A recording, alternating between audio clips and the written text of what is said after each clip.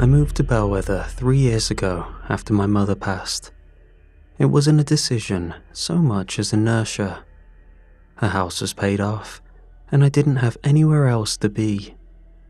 It was one of those towns where people wave when they drive past, even when they don't know you, where the diner staff still remember your order, even if you've only been there once. I'd been picking up work where I could. Substitute teaching mostly, sometimes weekend shifts at the library when the high schoolers flake. No one asked many questions. They liked that I was dependable. I liked that they didn't pry. There was a quiet stillness to this place, a hush that settled behind the curtains. Half the houses were empty, the other half held people who seemed to have calcified their routines.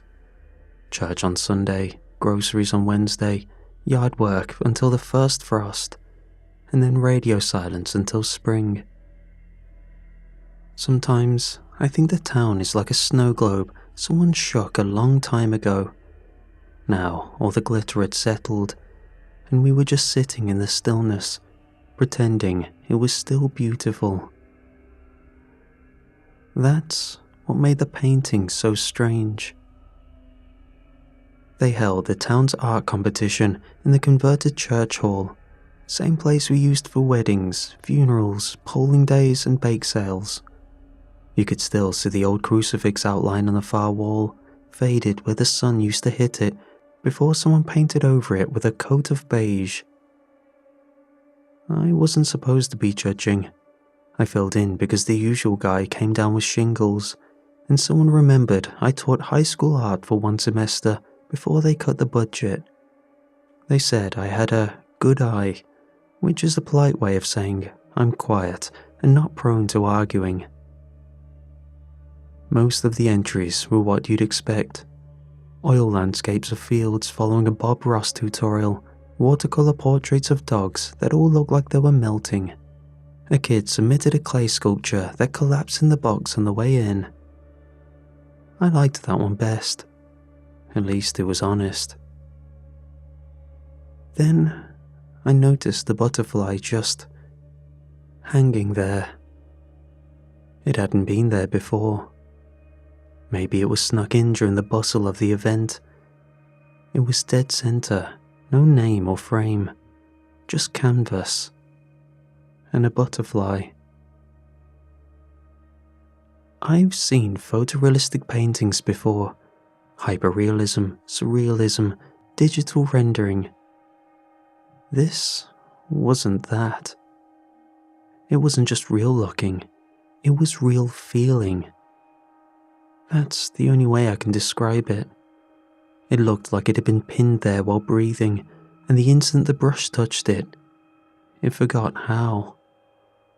Its wings were open, blue so deep it made black look loud. The body was textured in a way that made you think about words you hadn't used in years. Velvet, bone, oil. Nothing behind it, just a blank white void, like it had been painted onto the idea of a canvas instead of the thing itself. People started crying. Not everyone, but most. Just here and there. People sniffled behind me. A woman put a hand over her mouth. Even the mayor, the one who always made a point to say how he didn't get art, stood with his hat in his hands, nodding. I stood in front of it for 10, maybe 15 minutes, trying to see what they saw. But nothing came. I felt fine. I wasn't moved like the others were. I felt outside it, like I never got the memo. Eventually, I muttered something. I think it was incredible work or nice piece, and drifted back toward the refreshment table to get some air. That's when I saw Alice. She was standing a few feet from the painting, pale, maybe 17, hoodie with stretched sleeves, scuffed sneakers.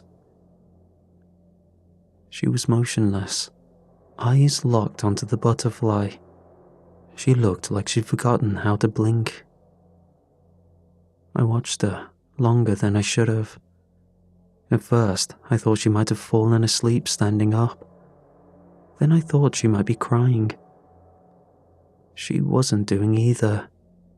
Just staring with the same expression I'd seen on a man at his wife's funeral. Not grief exactly, but reverence, like something old was ending, and she'd finally accepted it. I cleared my throat as I approached. "Hey, you alright?" For a moment, she stayed silent, blinking slowly. Then she looked at me, really looked, and said, softly, "I didn't know it could feel like this. I thought I missed my chance." Then she turned back to the butterfly, and I just stood there, not knowing what the hell to say. In the days after the art show, the town felt lighter. That's the only word I could think of. There was no energy in the air, as if someone had gone around in the night and loosened some invisible knot in everyone's chest. People who spent years avoiding each other were suddenly talking again. I saw two brothers, the Whitcomb boys, hugging in the middle of Main Street like one of them had come back from war. Mrs. Halpin brought a pie to her ex-husband's place, and he cried on the porch until she hugged him. The Hendersons, who'd barely spoken since Christmas, were holding hands at the grocery store, smiling like teenagers. Everything felt softened. The whole town had been washed in warm water. Kindness blooming everywhere, fast and quiet, like the way mold creeps into drywall, spreading before you notice it's there. But I wasn't feeling any of it. I kept waiting for whatever hit everyone else to catch up with me, some sense of clarity or relief, or even just a nudge. Instead, it all passed through me like I was made of glass. Even Jacob was different, and he's about as stubborn as they come.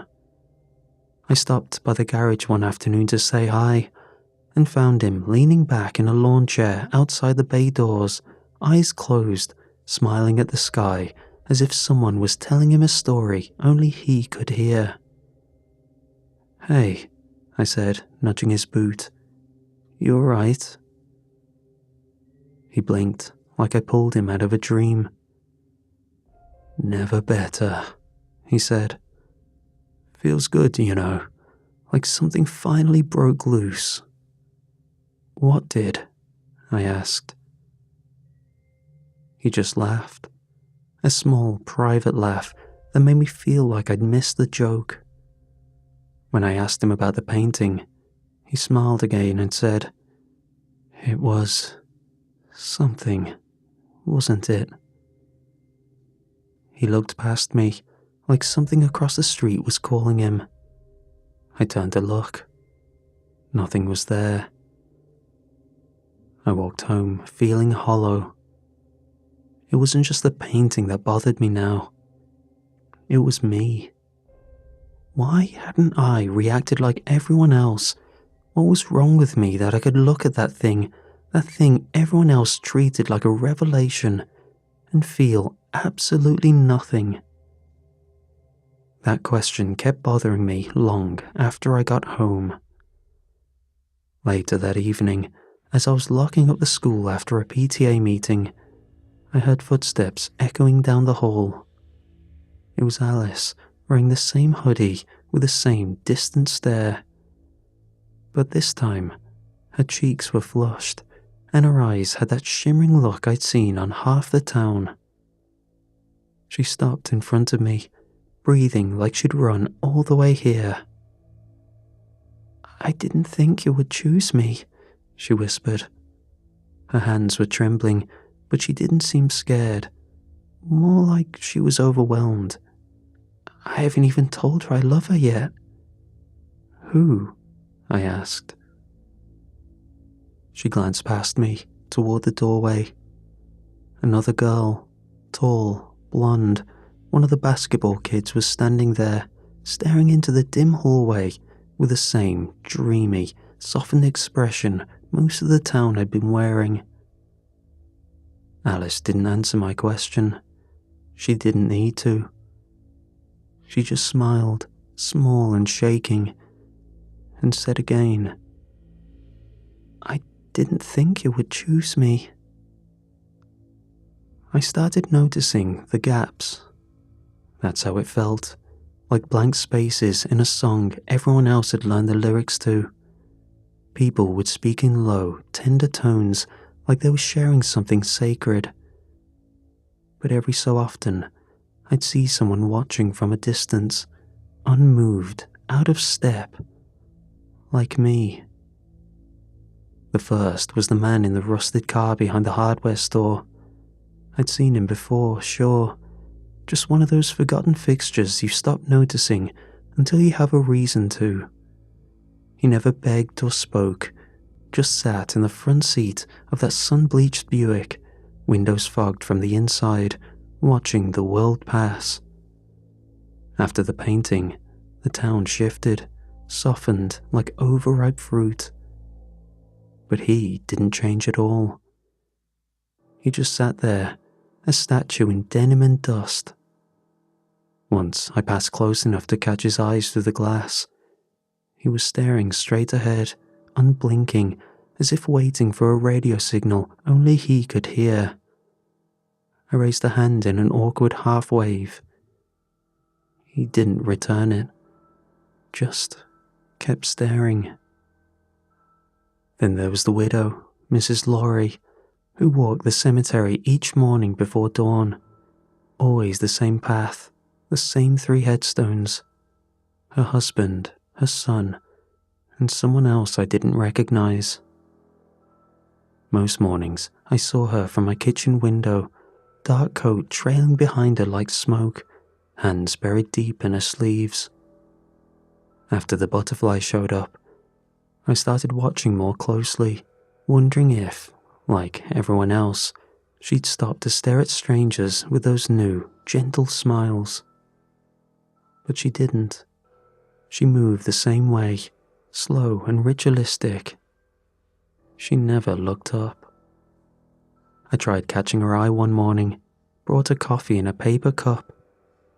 She didn't take it, just looked at me like I was interrupting a conversation I couldn't hear. And then there was Nathan. He ran the post office, usually polite, efficient, and dry as toast. I didn't know much about him beyond the story everyone knew. He had been alone his whole life, never found a partner in this small town. In the week after the painting, when couples danced barefoot in the park and strangers confessed decades of buried affection, Nathan still walked his usual loop with mail tucked tight to his chest, jaw locked shut like he was keeping something from escaping. I thought for a second there might be something between us, some shared understanding, like war vets who never served in the same war, but still recognized the look in each other's eyes. I tried to speak to him once, a throwaway line about how strange everything had gotten. He paused, nodded once, and walked away. The others didn't speak at all, barely above the bare minimum for conversation. I wondered if this is how I looked the whole time I was here. To me, I was laying low, being inoffensive. Was I just as sour as the others not chosen? I kept wondering if it was a coincidence, or if we were all missing the same piece, something simple, something everyone else had that made them worthy of whatever this was. Eventually, I stopped one morning when I saw Mrs. Laurie sitting in the church pews. She wasn't praying, just sitting, facing the blank wall where the painting had been. I sat a few rows behind her, let the silence stretch between us until I couldn't take it anymore. "Why aren't you like the others?" I asked, my voice barely carried across the empty room. She didn't look back, just shifted her gaze slightly upward toward the ceiling beam. "Because," she said softly, "there's no one left for me."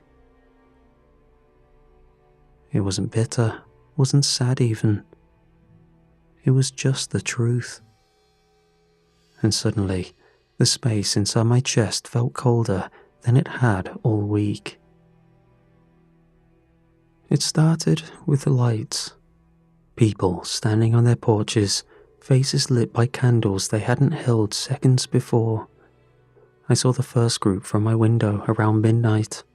6 of them, walking single file down Main Street.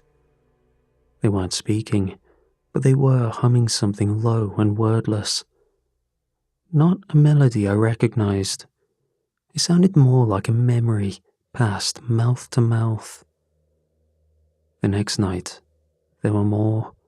Couples holding hands, parents with children, teenagers moving like they'd rehearsed the steps in some school auditorium long ago and just now remembered the choreography. They didn't look possessed. That's the part I kept coming back to. There was no glassiness in their eyes, no twitching or convulsing, no signs of strain. They looked grateful, calm, like they were doing exactly what they were meant to do. Alice was with them. She walked barefoot through the grass, arms loose at her sides, her face tilted up to the stars like she expected to be lifted at any moment. She looked so alive, it hurt to watch her. I followed some nights, stayed far enough back to pretend I wasn't spying. They never turned around, never acknowledged me. Then, on the 4th night, I saw the dancers. Middle of the town square, a man and a woman, twirling slowly in the pool of light beneath a lamppost, their bodies close enough that you couldn't tell whose feet were leading. The man's shirt was soaked with something. I thought it was rain at first, but then I saw the dark streak trailing down from his eye. Blood. A slow, steady trickle, like a tear that got tired. No one seemed alarmed. People walked past without blinking. One man even clapped, as if it were a performance. That's when I started writing it all down. Not for posterity, for sanity. I needed to make it make sense. Dates, names, times, descriptions, how many people, what they did, how long it lasted. But the more I tried to track it, the worse it got. It was like trying to trace smoke with a pencil. I gathered all my notes, thoughts and theories and went straight to the authorities. But no matter how much I urged them to action, the sheriff just stared through me, a soft smile on his face. I think what angered me was how sincere it was. He wasn't mocking me, gone to whatever was going on. Nothing added up. I stopped writing and just watched. One night, I saw Alice sitting alone at the edge of the pond, her reflection trembling in the water. I decided to speak to her. She looked up when I got close, smiled, soft and tired. "Why are you doing this?" I asked. Her smile didn't falter. She stood, gently. Then she reached out and touched my cheek. Not with pity, but with something that felt like an apology. "It must be so lonely," she whispered, "to have no one worth blooming for." And then she walked into the dark. And I just stood there, still not understanding whether she was trying to comfort me or mourn me. I went back to the church looking for Mrs. Laurie. I don't know why. Maybe because she was the only one who ever answered me without smiling like she knew something I didn't. Or maybe because I still believed, stupidly, that there were a few of us left who hadn't changed and were still sane. The doors were open. Candles lined the pews like sentries, wax pulled onto hymn books no one was reading. I found her sitting in the same spot she always did, back straight, hands folded. I sat beside her, close enough that I could hear the quiet creak of her breath. She didn't look at me, not right away, just kept her gaze fixed on the far wall. I turned toward her. "What is it?" I asked. "What does it want?" She smiled. That was the first thing that told me something was wrong. It wasn't bitter or distant or hollow. It was radiant, lit from within, the way they all were once it touched them. Then she said, so softly I almost missed it, "It finds what still aches," she whispered. "That's all it needs, a wound you've grown used to holding." Her voice had changed too, in cadence, like it had been set to music I couldn't hear. She finally turned to look at me, and for a moment I thought she might take my hand. But instead, she just said, "You never learned how to ache, did you?" Then she stood, slow and graceful, and walked up the center aisle, her fingers brushing each pew like a rosary. She had found the ache, and I was alone, again. And now I couldn't even trust the silence I shared with her. The others, the ones like me, had thinned out. The man in the Buick was gone. His car sat empty, door left ajar like he'd stepped out for a moment and forgotten where he was going. Nathan had closed the post office early 3 days in a row. No one complained. I stopped by once and saw him through the back window, holding something small, but I couldn't shake the fact that it looked like a weapon. I kept wandering around like a tourist in my own life, watching, listening, wondering if it was too late to be chosen, wondering if I'd missed whatever subtle invitation had passed through everyone else's blood. One night, I found myself at the edge of the park, just beyond the lights. Couples walked barefoot in the grass, teenagers sat in circles, head bowed, foreheads pressed together.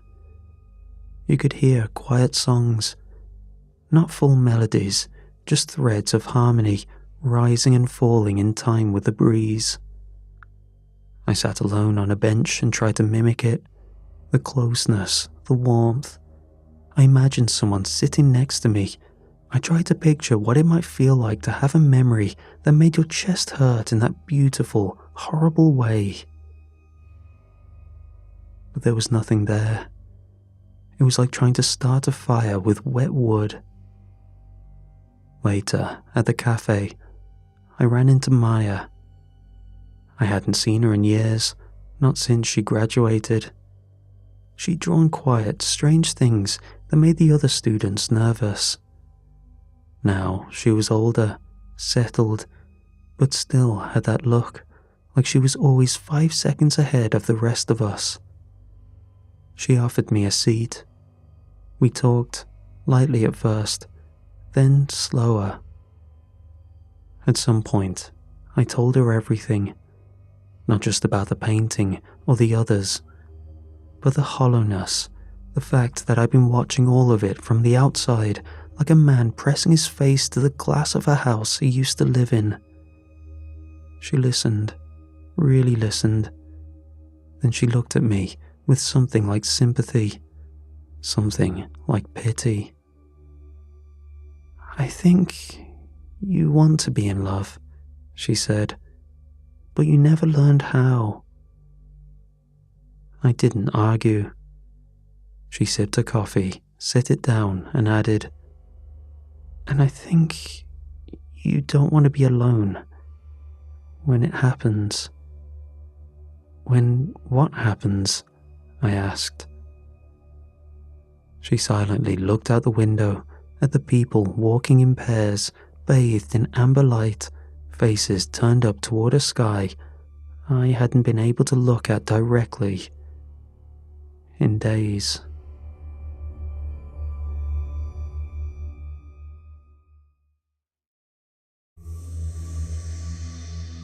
It wasn't quiet anymore, not in the way it used to be. The stillness of a town half forgotten, where dust settled on windshields and dogs barked at nothing. Now the silence felt intentional, sacred, like everyone was holding their breath, waiting for the next note in a song they'd only heard in dreams. They'd started looking up more. It was subtle at first, heads tilted just slightly toward the sky, as if something faint was humming above the clouds. But now, people sat in fields at night, eyes wide open, mouths parted. Couples lay naked on blankets, fingers threaded together, whispering things I couldn't hear. They said they were ready.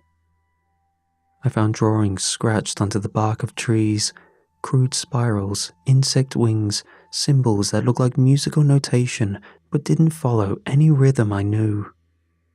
Behind the library, someone stacked bones in a perfect spiral.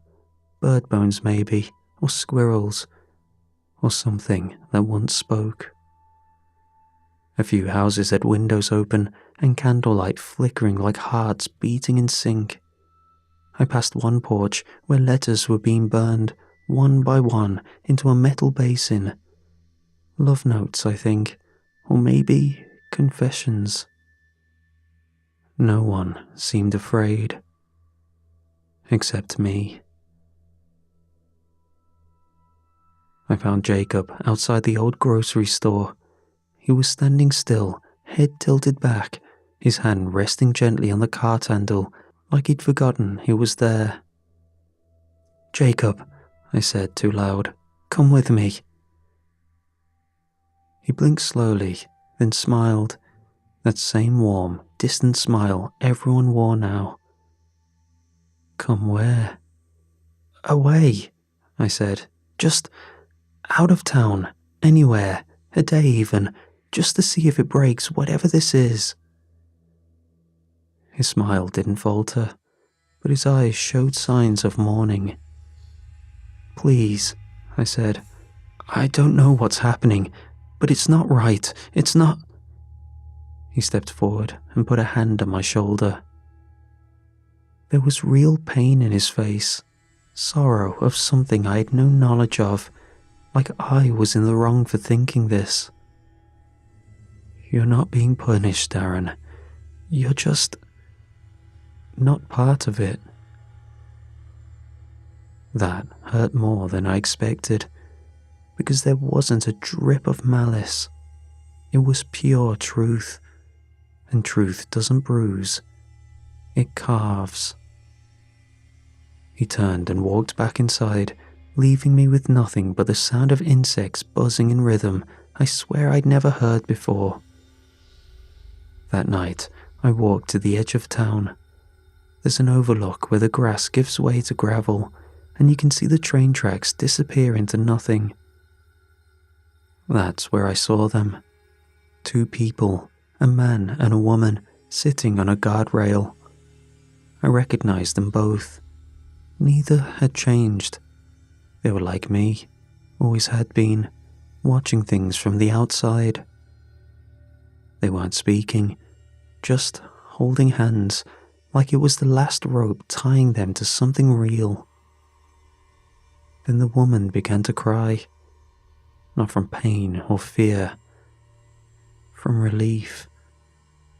And the man, he smiled, just barely, but it was the start of a smile that comes from surrendering to something beautiful you were once terrified of. I watched, heart hammering, as they began to succumb to the phenomenon. And for the first time since this all began, I felt something split in me. Grief. Because whatever they were becoming, it was never meant for me. It happened just before dawn. I hadn't slept, not in days really, just drifted in and out of hours like a body floating on cold water. I'd been walking the town again, hoping the movement would give my mind something to grip. But when I turned onto Main Street, I knew something had changed. They were standing still, all of them, the changed, frozen mid-step, mid-conversation, mid-breath. A couple sat on a bench, foreheads touching. A teenager stood on a porch with a book half open in her hands. The mayor was parked at a stoplight, door ajar, his head tilted toward the sky. None of them moved. Their eyes were wide and wet, the expression you see in old church paintings, mouths parted just slightly, as if they were hearing something so beautiful they couldn't survive the sound. I stood in the center of the square, surrounded. The air felt thick, like it was vibrating just out of tune with reality. My ears rang from the pressure. Something was happening. Something was here. They looked up. Every single one of them, in perfect unison, tilted their heads toward the sky. Not in panic, but in recognition. Whatever they'd been waiting for had finally arrived. And then they began to bloom. It started with a shiver, a ripple through the crowd like a breath held and released at once. Shoulders loosened, mouths parted, eyes softened, something pulling at them from somewhere very far away. Then the first tear opened. I saw it happen to a man near the fountain. A thin, perfect line splitting down the center of his chest, as gentle as if someone had unzipped a coat. There was no struggle, no gasp. His skin just parted. The flesh eased back on its own, curling outward. Muscle followed. It slid out in long, warm ribbons, thick, glistening strands peeling away from bone like silk loosened from a spool. Each sheet slowed downward with soft, wet sounds, layering itself at his feet. His heart sat exposed for a moment, pulsing like a bright stone. Then it softened too. Around me, the rest of the town began to open. I could hear it. That quiet peeling, that almost tender separation of skin from the living thing inside. It didn't sound violent, more like fruit being opened by steady hands. A woman's face split along a jawline, a child's spine pushed free in a slow arc, vertebra by vertebra. A man's arms shed their muscles in draped sheets, leaving the pale gleam of bone beneath. None of them screamed. They didn't even flinch. Their tendons stretched like strings being pulled taut, then snapped with little pops, playful in how small they sounded compared to the enormity of what was happening. Fingers loosened from knuckles, cheeks peeled from skulls, ribs unfolded like petals. There was no blood, not a drop. Everything emptied itself cleanly, quietly, as if their bodies had been waiting for this, as if the machinery of being human had turned off its alarms and unlocked all its doors. And through all of it, their expressions. God, they looked euphoric. A woman whose eyes were already clouding over smiled like someone had just told her she could finally go home. A teenage boy leaned into his friend as his sternum opened, and they both laughed, breathless and relieved, before their laughter dissipated. Couples held hands as their bodies melted. Parents stroked their children's hair even as their own faces fell away. Some closed their eyes, others raised their arms to the sky as if embracing something descending toward them. No one ran, no one begged, no one tried to stop it. They welcomed it. Spines collapsed into soft white powder, skulls folded inward like drying paper, bones crumbled at the slightest breeze, becoming dust before they even touched the ground. I stood there and watched it all, watched the town peel itself open and spill into the air like light escaping a cracked shell. And something in me twisted, painfully, not from the horror, but from the unbearable truth threading through every smile, every sigh, every peaceful surrender of the body. They were happy. Every single one of them, happy in a way I had never been. And suddenly I understood I never could be. And that, more than the skin and the bones and the dust swirling in the dawn light, was what shattered me. Then something rose from the center of the stillness, a shimmer at first, like oil on water, like air warping over pavement on a hot day. Then wings, massive, translucent, veined like stained glass, a body that flickered between forms I couldn't hold on to, not long enough to name, eyes like multifaceted mirrors, a head that never stopped turning. It wasn't the butterfly from the painting. That had just been a door. This was what had been waiting behind it. It rose from their remains, built from them somehow. Not their flesh, but what had been inside it. Love, familial, partnership, desire, all of it, shaped and refracted into something too beautiful to be real. It flew, soundless, weightless. It drifted over rooftops, trailing sparks of gold behind it, like the last light of a dying sun. It passed above me, and did not touch me, didn't even pause. I stood, I shouted, "I'm here," I said. "I'm still here." It didn't slow. I saw them, I watched, I understand now.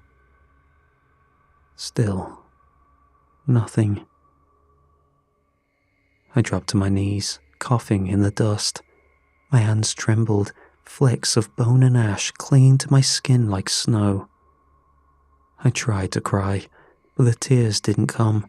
I tried to pray, but my voice was hollow. I tried to plead, but I had no one to plead for. Just me. And for the first time, it hit me all at once. All the quiet years, all the nice dinners, all the polite, acceptable small talk, all the chances I'd had to love someone, to ache for someone, to need, and how I'd missed every one. I collapsed into the ash, completely from emptiness. I whispered into the remains of 1,000 open hearts. I'm still here. I'm still me. Why? And the dust stirred around me, just faintly. And I heard it, from inside, like something had cracked open in the back of my skull, just wide enough to let the words in. Because there's nothing in you, to transform. And then the wind blew, and the ashes of the ones I never knew how to love scattered into the morning. They found me 3 days later. I was still sitting there in the square, half buried in ash. It had settled into my hair, into the folds of my clothes, into the cracks of my palms. I don't think I moved the entire time. Maybe I slept, maybe I didn't. The days blur when there's no one left to tell you that time is passing. When the rescue crews arrived, boots crunching through what used to be neighbours and classmates and people I borrowed jumper cables from, I didn't react. A man knelt in front of me, asking questions, my name, if I was okay, what I remembered. But his voice was muffled, sounding like he was speaking from underwater. I kept staring at the ground. The dust shifted every time I breathed, little clouds lifting, swirling, falling again.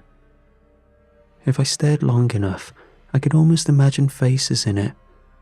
Not their faces, just the impression of all the love they carried, hovering for a moment, before dissolving again. Eventually, someone asked, "What happened here?" I thought about lying, or saying I didn't know, but the truth rose in my throat before I could stop it. "They were loved," I said, my voice cracked. "That's why they got to leave." The man frowned at me. To him, it was nonsense. And maybe it was, but it was the only thing that made sense to me anymore. They weren't killed. They became something they had always been reaching toward. And I didn't. In the days that followed, they kept me in a hospital an hour out of town. Clean sheets, tiled floors, a window that looked out over fields that had never known what happened in Bellwether. Nurses came and went. A psychiatrist sat by my bed and tried to get me to talk about trauma and mass hysteria. But every time I closed my eyes, I saw them. Alice's smile, opening like a second sunrise, Jacob lifting his head to the sky as if greeting an old friend, the way couples held each other as their bodies unspooled into light. They weren't afraid. They weren't alone. They weren't left behind. That last one hurt the most. Because somewhere beneath the horror and the dust and the quiet, gnawing loneliness, something else had taken root in me, something I didn't want to name. I was jealous. Jealous that they had someone, anyone, whose love reached deep enough that it could echo into whatever came next. I didn't. And that was why I remained. People keep calling me lucky. They say I survived, that I was spared. But every night, when the lights dim, I lie awake in that hospital bed and wonder about the truth of it, the sharp, aching contradiction. If they're gone and I'm alive, I have another chance at love. But if I never had it to begin with, if no one ever felt that way about me, if I never felt it toward anyone, then is it even possible with this second chance? And if I did somehow learn to live this feeling, would I be whisked up into the sky? Or was that all just a one-off? Some mornings, I hope the answer will come. Other mornings, I hope it won't. Because the world feels wrong with this knowledge. Too quiet, too flat, like someone drained all the colour or turned off the part of the sky that used to watch back. And sometimes, when I'm honest with myself, I wonder whether they were the lucky ones, the ones who got to bloom, the ones who got to go, the ones who weren't left behind to figure out how to start loving in a world that suddenly feels too big, too empty, and too late. But I'm still here. I'm still me. Maybe that means something. Maybe it means nothing at all.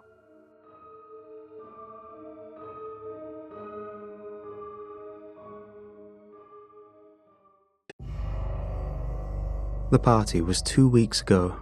I stole a few beers when the adults weren't looking and shared them with Lucy Sitkins away from the crowd.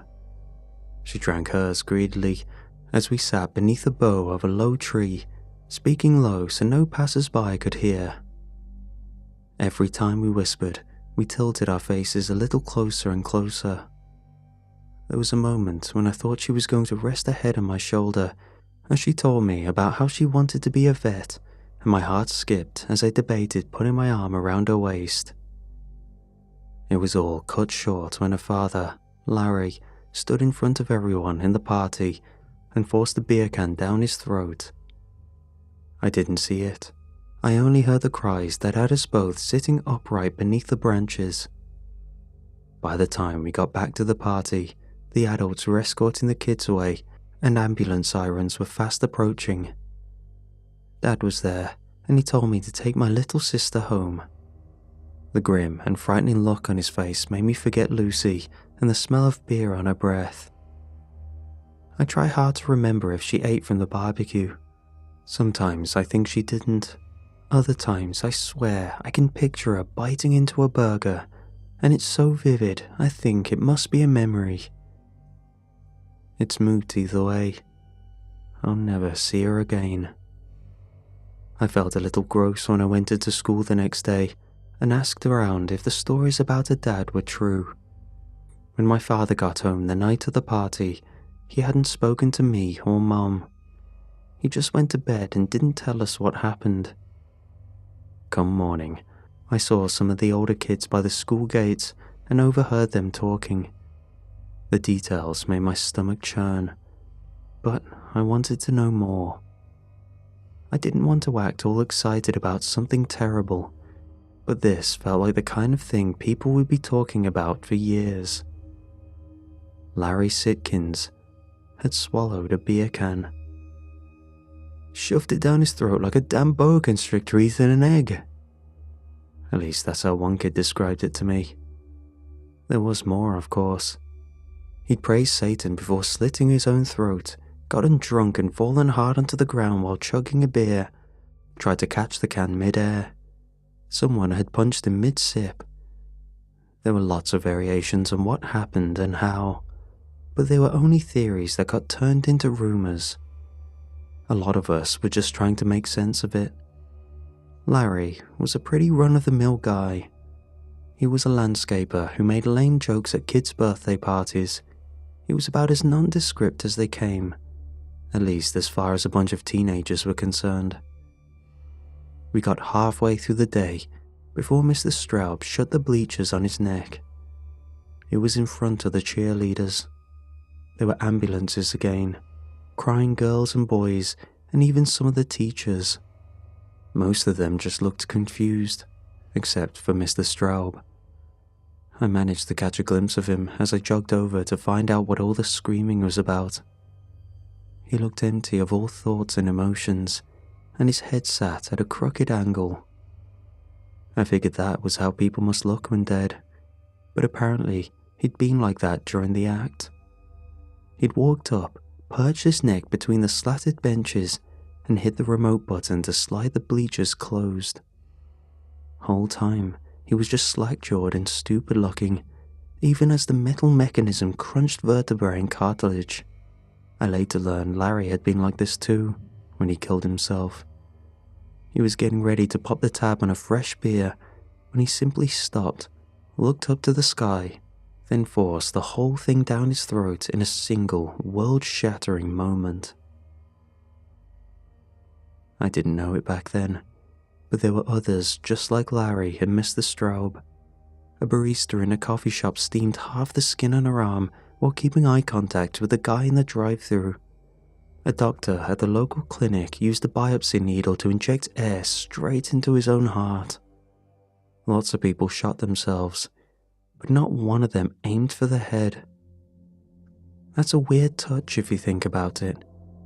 These people obliterated their torsos or limbs with high-powered rifles at point-blank range.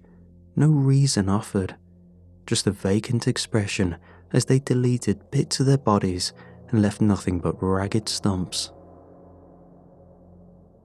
There was no school the next day, which was the only real clue I got about how panicked the local authorities were. Wouldn't be long before the national authorities joined in on the panic too, but that would come later. That morning, my parents left the house at 9:30 for a meeting at the town hall, and they dropped me off at my grandma's on the way. I waited for them to leave before I told Grandma I was heading out. It was a hot day, and she only nodded her approval as she sat reading with my sister. She hated seeing me play video games and always encouraged me to go make my own adventures outside. I had no plans, didn't even want to see any of my friends. I thought a lot about Mr. Straub's face as I crossed empty farmers' fields and walked into the woods. I'd been to an open casket funeral once. It was for Father Dennis, who'd christened me as a baby. Not that I remember anything about him, except his stony face resting gently in the soft white folds of his casket's interior. That seemed so long ago, and so sterile that the thought of it was a bit sad, but not a whole lot else. But Mr. Straub's face had frightened me with his swollen lips and bulging eyes, alive one moment and dead the next, with only pain to separate the two. And yet, he looked so bored hanging there from his own broken neck, still wearing those ridiculous red shorts he always had on, no matter the weather. It took time to recognize that seeing a dead body had freaked me out. I felt like it shouldn't have messed me up as much as it did, and I guess that's why there was a little bit of anger mixed in with all those thoughts in my head. It's also why I pushed on through the woods until the trees began to thin, marching in the humid summer heat until my t-shirt was soaked and my legs ached. I wanted to feel tired, wanted it so the only thing I could think of were my throbbing hamstrings and sunburnt forehead. It ended when I reached the tracks.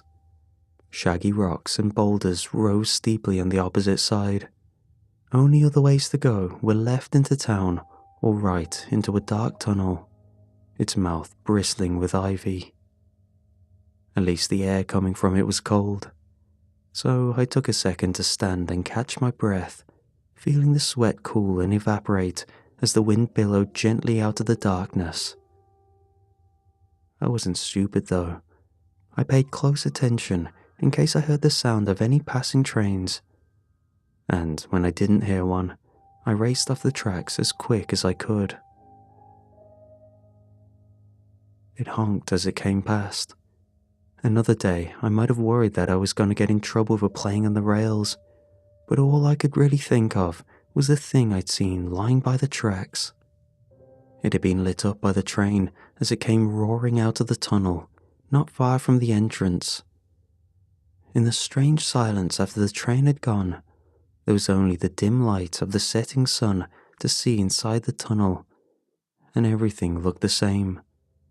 Old clothes, broken bottles, discarded crates, trash strewn around wherever it found space. But I knew what I'd seen in the harsh white light of the train's passing beam, and it was a hell of a lot more than garbage. I'd seen a man. He was lying face down. There'd even been a hand, bright and pale like the moon in the night sky. I was sure of it. I didn't know what to do, not right away. I was afraid and didn't want to go inside, but I couldn't pretend I hadn't seen anything either. I tried shouting to them, If someone down there heard me, they gave no sign of it.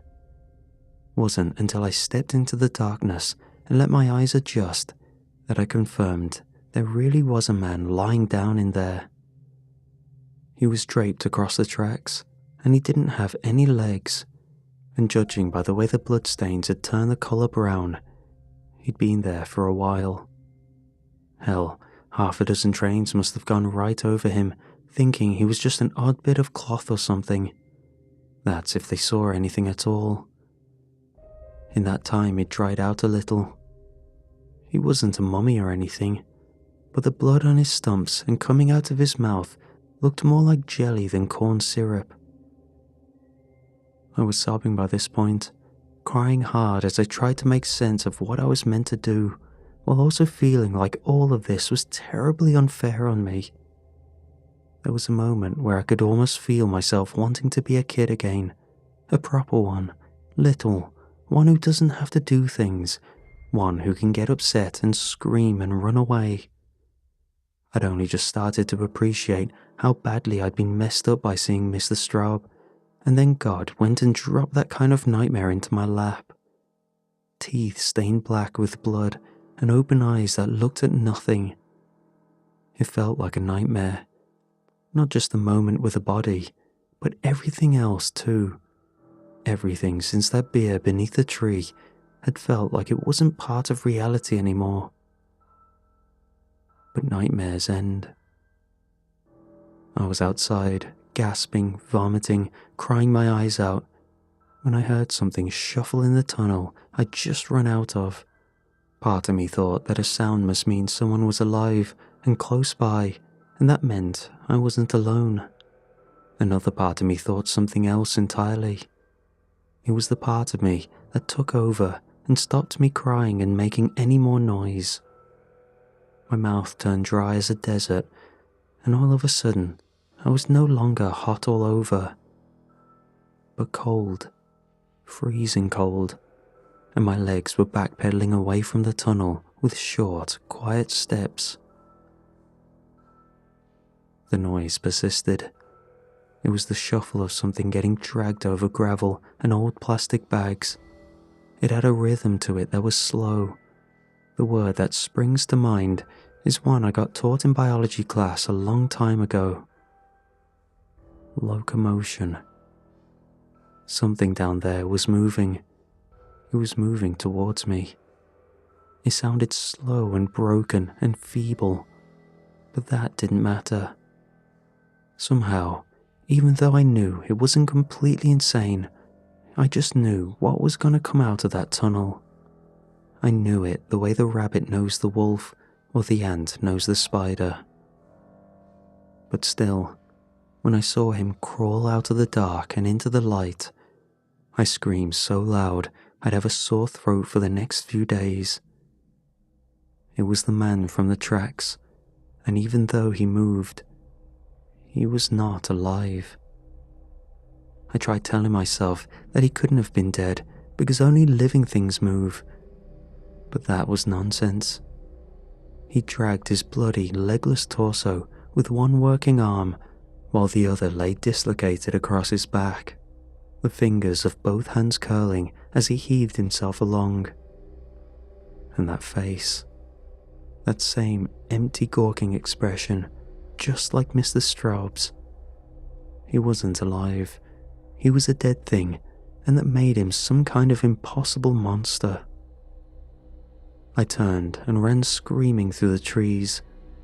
The whole time, I could only think of the thing that was behind me and was trying to close the distance. It didn't matter that it was slow.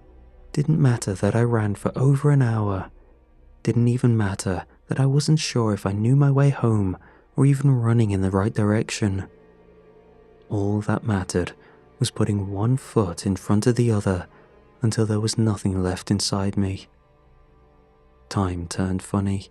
Seconds moved into strange staccatos until eventually I collapsed on legs made of rubber. Then I dragged myself into an old hollow tree to hide. And that was where I lost all consciousness. When I woke up, The sun had set and it was dark. I vomited some, then found my way back to the beaten path and stumbled achingly through the cold night air back to my grandma's farmhouse. Dad was sick. My grandma screamed something to this effect at me as she held down his right arm, while my mother tried to grip his head in her blood-slick hands. He resisted with dumb determination. My little sister cried, watching the scene like a shell-shocked soldier. There was grunting and sobbing, and suddenly, a bang. Then a puff of plaster rained down onto my head, and everyone began to yell and shriek a little louder. Dad had a gun. That was what my grandma was trying to wrestle out of his hands. She held a knife, and that's why there was blood. But I didn't know whose it was. I wasn't sure what she was planning to do with it until she tried to use it to cut his trigger finger off. The scuffle resulted in another bang and a window exploded outwards. I finally ducked and grabbed my sister, rushing her into another room, but there were 3 more explosions and each one broke something inside me. By the time I heard my name being called, I was half deaf and twitching at things that weren't there. My sister pleaded for me to come back, her pink fingers grasping for me as I put her down. But my mother was shouting for me to come help, and I wanted to keep my family safe. She told me to get something to tie Dad up while she and my grandma used both arms to pin each of his wrists to the ground. His hands bled weakly as my grandma used every inch of her strength to simultaneously pin him and stop the flow. He thrashed beneath them, his movements languid and easy, but I could tell it was a struggle for them to keep him down. As I ran to the garage, I saw the gun on the ground with Dad's severed finger nearby. I kicked it out of reach before returning shortly with the rope my grandma used to tie the garage door open during hot summers. Mom tied the knots. My grandma tried talking to my dad, and it was one of the few times in my life I saw her as the woman who'd once changed his diapers. She was so soothing and tender, and her constant muttering that everything would be okay seemed so fragile. She was scared for him. Mom just did everything in her power to wrestle some safety out of the moment. Only once his arms were secure behind his back, and she was confident he wasn't breaking free, did she stand back, put her hands behind her, and then immediately hunch forward and sob. "Call an ambulance," my grandma told me as she walked into the other room to get my sister. Before I got on the phone, I briefly hugged my mom, who didn't seem to notice. I risked a glance at my dad, who didn't look at anything at all. Dead eyes glazed vacantly at nothing as he fought to free his arms. When he finally looked at me, it was no different to how he looked at the floor or the wall. I didn't go to school the next day either. Some men from the government came to take Dad in the morning, and Mom ordered me to my room when they arrived. She asked them 1,000 questions, but their replies were short and stern. All I managed to overhear were a few muffled phrases. "Please stay put, ma'am. Someone will be in contact with you shortly." When I ran to my window to look at them walking down the drive, I saw that they all wore masks. One of them saw I was staring. I thought he was going to wave, but he didn't. There was a biohazard symbol on their clothes. After they left, Mom focused on making dinner and looking after my sister. She kept me close the whole time, barking anxious questions whenever I tried to leave the room. "Where are you going? Just the bathroom? Oh, okay then." It felt like she was painting normality into tissue paper, desperately afraid of breaking it. I tried my best to seem like I was okay. Last thing I wanted was to feel like some kid who needed his mommy. We mostly just talked about mundane things, but it was hard for both of us. The only time the atmosphere seemed to change was when she asked me something strange halfway through dinner. "Did your father, when you both went hunting a few months back, what did you do to the meat?" "I don't know," I shrugged. "Dad took care of all that. Why?" The men who took him asked a whole bunch of questions about it. Then, with a fragile smile, "Have you done your homework? They told me your teacher would send you some assignments online." Just like that, the thin pretense of normality came back, but I was left with a wriggling feeling in my stomach. It didn't go away as the evening marched on. In fact, it only grew worse until I found myself in bed, rolling from side to side and thinking about Mum's question. The men who bundled Dad off hadn't seemed like the kind who messed around. They must have had some idea of what was going on. So why ask about the meat? On some level, I knew the moment she'd asked me why it was relevant. Dad loved to hunt, and he always brought meat to parties and barbecues. Wasn't it obvious? He'd brought something back from the woods, hadn't he? I hadn't gone hunting for a long time, nearly 3 months. Every time he'd asked, I'd refused, and I think he knew why. On the very last trip, Dad shot 3 deer, but we only took back 2. 1 for us, 1 for the town barbecue. The 3rd he shot, but we left it on the forest floor because by the time it had died, I was pale and shaking, and even Dad couldn't keep the tremor out of his voice. Neither of us had expected the deer to stand on its hind legs and walk towards us like a man. Its gait a heavy, broken thing as it lumbered over the forest floor. And it had kept coming, even after Dad shot it 6 more times. One of the rounds struck it in the head, but still it shambled forward on 2 misshapen legs as its brains painted the ferns in pestilent grey. When it finally fell, even Dad had gone pale, and in the silent aftermath, I had to go off and be sick in a bush. After that, we cut the trip short. Dad walked me gently back to the truck where the 2 deer we shot and trussed earlier that day lay waiting in the pickup. I don't think either of us even remembered they were there until later. He'd still ask me if I wanted to head out with him each weekend, but he never seemed surprised when I made some excuse. The only time we talked about it was not long before the barbecue, when he drove me to school one day. He didn't deal with it head on, he skirted the topic. "Sometimes deer get sick," he told me, "a little like old folks do. Remember Grandpa? He got real scary towards the end, didn't he? Well, deer get sick too, but we don't have to worry. Same way you couldn't catch what Grandpa had. Well, we can't catch what the deer have.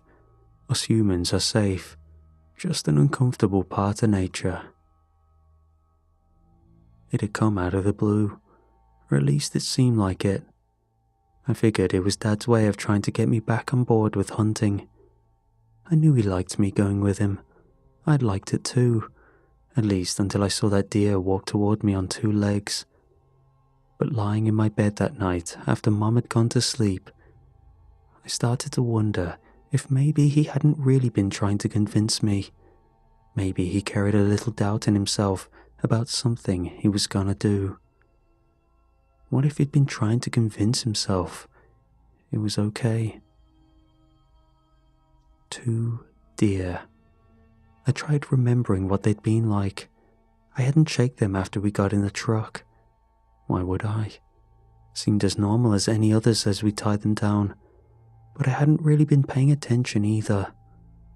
I'd been hunting since I was 7. Helping Dad was automatic to me. And to top it off, I hadn't known what I was meant to be looking for. I squirmed beneath the sheets and tried so hard to remember every detail of that trip. Most of all, I tried to remember what the first 2 deer Dad had shot were like. They'd gone down so quick, they'd seemed normal. But Grandpa had been sick with Alzheimer's a long time before he got scary. and I had to figure the same could be true for those deer. Who was to say the one on hind legs was the only sick creature in the woods that day? I couldn't have forced these thoughts out of my head with a crowbar.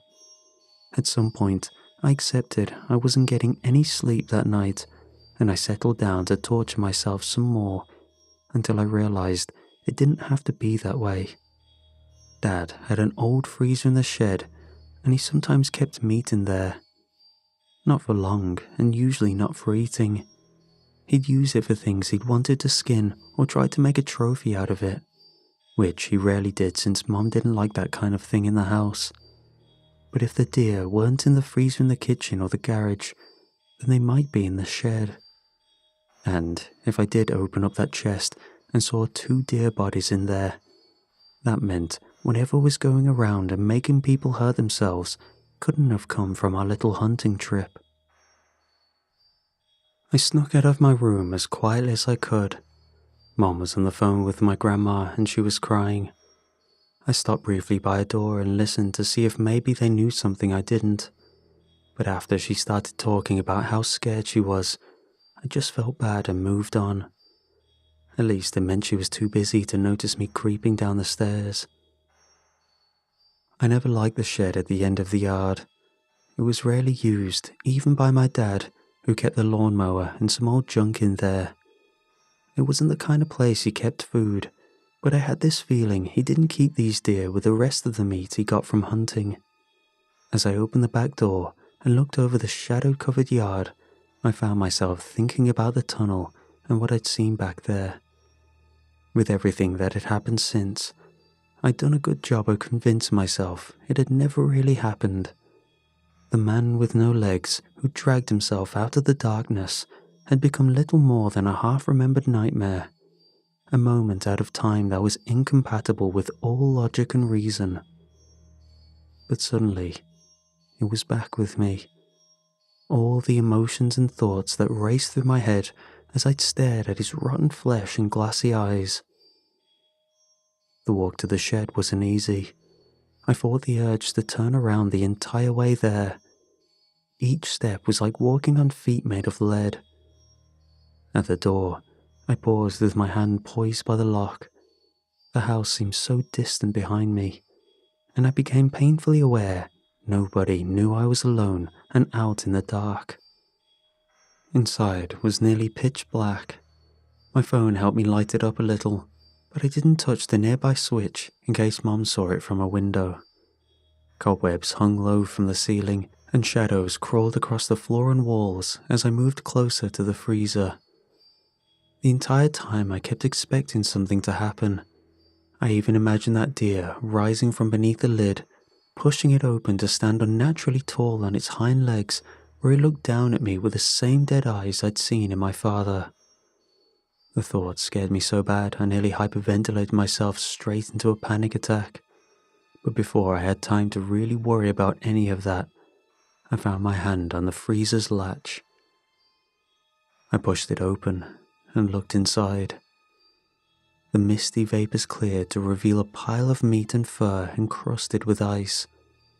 There was only one head visible, but I so badly wanted confirmation that there were 2 animals in there that I took a deep breath and reached in to try pry some of it loose. Some of it came away from the sides with a sound like duct tape, but no matter how deep I rooted in that mound of bone, antlers, and rock-hard flesh, I couldn't see a sign of the second deer. Had Dad really served everyone sick meat? Was that why Larry Sitkins and Mr. Straub and all those other people had killed themselves? The thought made me feel ill. I slammed the freezer shut and walked back to the door in a daze, trying with all my might to swallow the painful weight that settled in my gut. I had 1 foot outside when the freezer door rattled against the latch. The entire world spun around me. My heart sank and my skin froze in a sensation that was growing increasingly familiar. I turned to face the sound, both hands braced against the door, and watched as the latch slammed into the lock once more. The light inside the chest came on for the briefest moments, and I glimpsed thrashing fur and teeth. Then it happened again and again, and each time I saw bits of hoof and bone and strange musculature that frightened me so deep I fell down onto my ass and didn't even realize. When the latch finally gave way, the lid flew open and stayed there. Light poured out of the box, and I waited, breath held, for that thing to emerge, to come roaring out of sight and bear down towards me on unnatural legs. But nothing happened. The silence stretched on for what seemed like an eternity, until at last there was a crash louder than any before, and the entire freezer rocked back and forth and slowly fell over. The deer, or parts of it, fell out with a hard, wet thump. Bits of its chin and face shattered on the hard-packed ground, sending little shards of meat and bones skating across the floor on melting streaks of blood. Some of them even reached my feet. The thing inside moved with the sound of snow crunching beneath your feet, its thick neck and broken head twisting side to side, scanning the shed's interior with faulty eyes. I've never seen anything move like that, not before or since. This was worse than the man in the tunnel, worse by 1,000 times.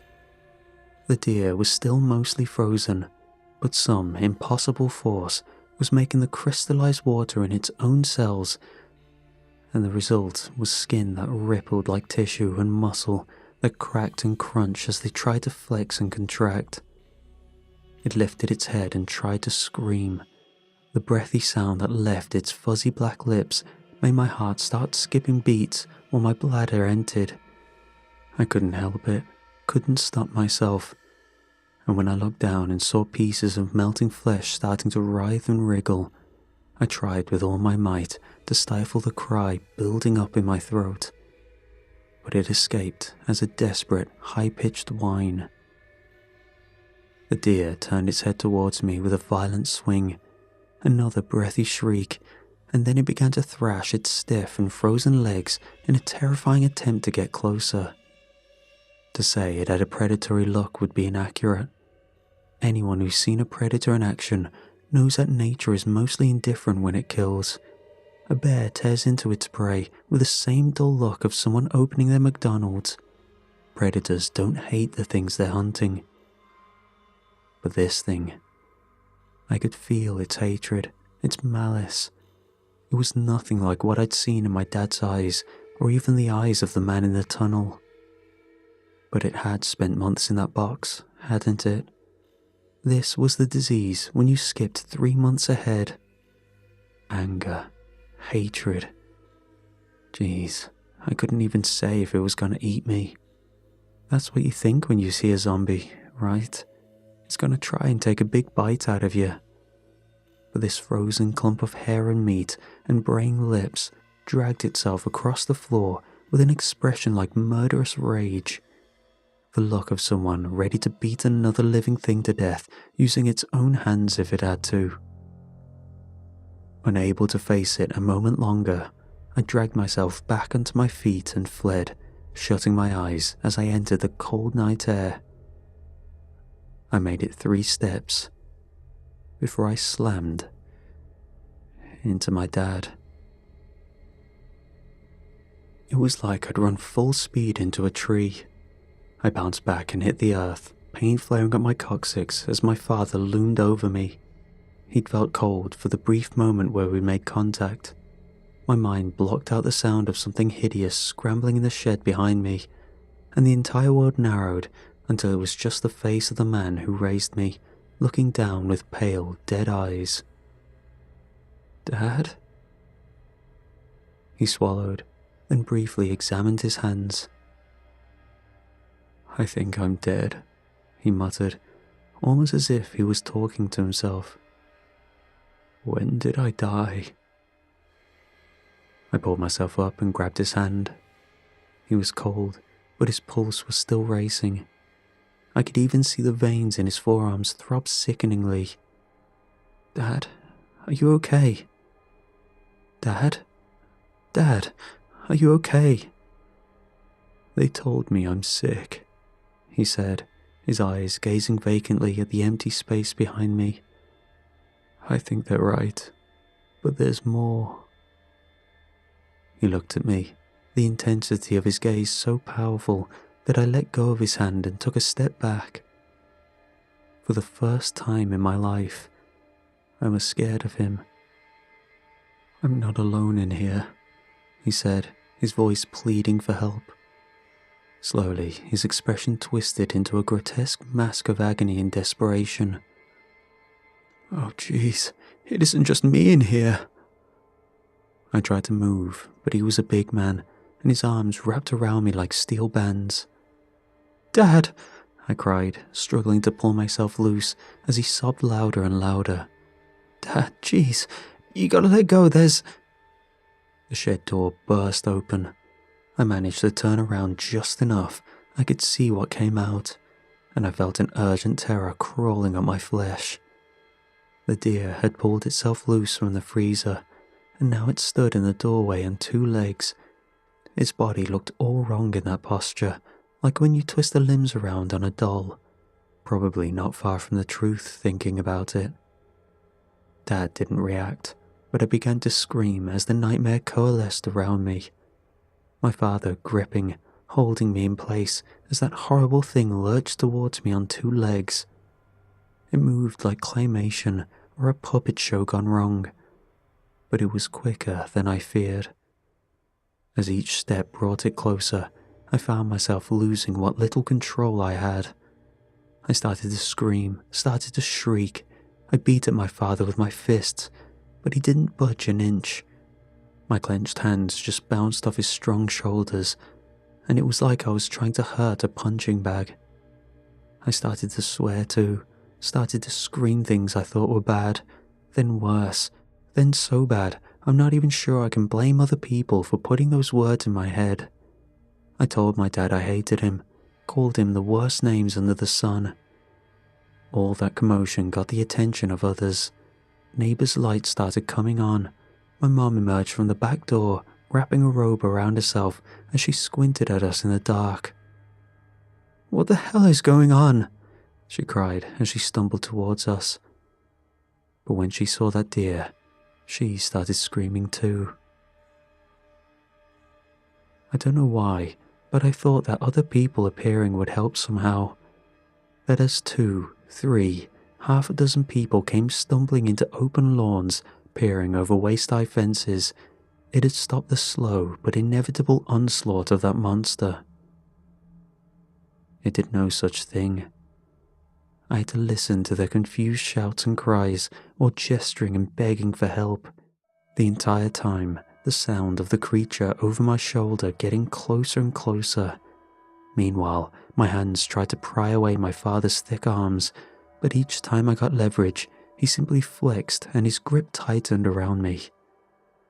He was muttering something the whole time, but I couldn't hear it. Finally, my mum screamed and ran, swinging an old rake at the space behind me. I heard the impact, the splintering of the wooden handle. Then she stumbled backwards, and I had to twist to get a look at the deer that was now just 6 or 7 feet away, the spokes of a rake still sticking out of its face. The monster looked right at me and opened its mouth, and I swear to God it was gonna talk. But right then someone shouted, "For the love of God, Alice, get away from that thing!" Alice was my mother's name, and she fell to the floor just seconds before an explosion broke the night, silencing all voices and shattering the deer's head like a crystal ball hitting the ground. My heart raced so fast, I thought for a moment I was gonna die. Then I looked down at Dad and finally heard what he'd been mumbling this whole time. "It's in us and it wants us. It's in us and it wants us. It's in us and it wants us." There isn't much left of Dad these days. I got to visit a couple of times. Fat lot of good it did. As far as I'm concerned, he died that day in the kitchen when he first tried shooting himself. They're treating us in this special hospital. Mom was real upset that visitations are limited, but I think it might be for the best. Her and my sister tested clean. Most people did. I didn't. Mom snuck me this phone a couple weeks ago, and I've been using that to write. Funny thing is, one of the orderlies saw me on it a few days ago and just laughed. I think that maybe the government aren't too worried about this story getting out. At first, I didn't really get why, until I started actually putting all this down into writing. Got to the part where that half-man came out the tunnel, and I realized no one's gonna believe me. Still, I gotta try. Partly because I want to protect people. Whatever this disease is, it's a hell of a lot more than some twisted prions, and I think the government knows that. Dad certainly did. Most infected did too. That's why they killed themselves. They want it out. The voice that comes with this illness is it's like if your brain is just words in a book, and then someone dipped that book in a full can of used motor oil. You just want to give in, hand it all over. It wants your body, so whatever you do, you don't fight. That's worse. Give it up. In hindsight, we should have let Dad kill himself. What he went through was, well, it was probably a lot worse than the others who got to die. I sometimes think about going into his room with a pillow, but security is pretty tight around him. As for me, infection is still in its early phase. It takes everyone differently, and for me, it's taking quite its time. I think it's because of my age. Still, I can sort of feel it under there, growing. I think it's why I'm writing this. It wants me to. This sickness, it lives out in the woods, way out, in parts of the soil where the sun hasn't shone in millions of years. It's old enough to remember a time you could walk from Appalachia to what's now called Glasgow, and it's been fumbling around out there in the brains of deer and other things. The sickness tells me this, tells me it's learning about this new world, tells me about how mine tastes. But most of all, it tells me it's getting closer.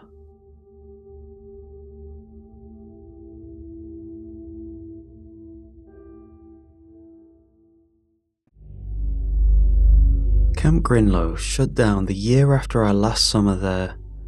I remember the envelope arriving at the house, the way my mom read it twice before setting it down. That was it. No more summer. I met Max and Annie there.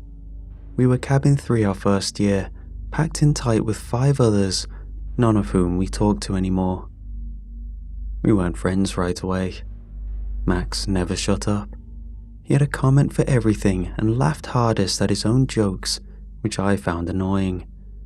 Annie was a nerd. She knew all the counselors' names by day 2. One night, Max and I snuck out during rest hour to pull a prank on cabin 7. Annie caught us slipping out and followed. We got halfway there before a flashlight beam caught us across the clearing. Max bolted. I froze. Annie stepped in front of me and said she had dropped a bracelet somewhere near the trail and we were helping her look for it. The counselor bought it, and we didn't get written up. Then, we became close friends. After camp, the 3 of us kept in touch. We borrowed our parents' phone, sent letters, and eventually got our own phones. For a while, we barely saw each other. Then we ended up at colleges close enough to take a train. After that, it just stuck. Max found a clip of drone video of the camp on a hiking channel and sent it to our group chat. The place looked gutted. Most of the cabins were collapsing, and the docks were reduced to their frames. My stomach dropped. All the things that made the place feel alive, campfires, night hikes, the games we played, were gone. My phone buzzed with a message from Annie. "I kinda miss it." "You miss cold showers and sunstroke," Max replied. "I miss what it was like being there," she wrote, "with you two." The chat went quiet after that. I typed something and deleted it. A few minutes later, Max replied with, "We should go." Annie replied, "Seriously?" "Yeah, why not? One night, camp like we used to." I thought Max was messing around. Then I thought about it, and didn't hate the idea. We'd had fun there as kids, so why wouldn't we now? Going back as adults felt strange, but also kind of exciting. "Can we just do that?" I asked. "Yeah, why not? We've still got tents, still know how to build a fire. Bring some marshmallows, tell stories, play the old games," he replied. There was a long pause, then Annie sent, "Fine, but if it rains, I'm sleeping in the car." And that was that. As I pulled up, I noticed Annie. Her car was already pulled up off the gravel loop when I arrived, parked just far enough from the overgrowth to keep her tires clear. She was out of the car, arms crossed, lips pressed. I waved through the windshield, parked beside her, and stepped out. The air was cool, and there was a slight breeze that blew through. "You're late," she said, not looking up. "You're early," I grinned. She gave a half smile. "Maybe I just won the race here." The trees had crept in closer than I remembered. The old sign that used to say Camp Grinlow in thick green letters was just a frame now, dangling splinters. Annie strolled over to the pit where the bell used to hang, poking at the weeds with her foot. "You checked the cabins yet?" I asked. She shook her head. "By myself? No way. I figured we'd do it together." 10 minutes later, we heard the crunch of tires and Max's car rounded the bend. He parked crooked and got out, already chewing gum and wearing a huge grin. "Took the scenic route," he said, slamming the door. "And by scenic, I mean I stopped twice because I thought I saw a bear. One was a stump. One might have been a bear." "You brought the tent, right?" Annie asked. He patted the trunk. "And snacks, and an old speaker." He looked around, nodding slowly. "Weird how it feels smaller." "It's not," I said. "We're just bigger." "Speak for yourself," Max said, adjusting the waistband of his shorts. "I peaked in 8th grade." "We know," Annie joked. We started toward the fire pit, catching up on each other's week. The trail was still there, but the trees leaned in low, branches low enough to catch his shoulders. Annie walked ahead of us, eyes on the ground, stepping over roots. To the left, the mess hall looked worse. The windows were gone, and it was missing a door. It was strange seeing it all like this. When we were kids, this place felt permanent, like it would always be waiting for us, just as we left it. But now, the buildings sagged under their own weight, paint stripped by years of weather and abandonment. When we reached the fire pit, it looked almost untouched. The benches had sunk a little, but were still there. The stones were scattered but familiar, scorched black the way we remembered. "Still here," I said. Max dropped his bag beside a bench and stretched his arms overhead. "Not bad. I thought we'd be pitching tents in a field of used needles."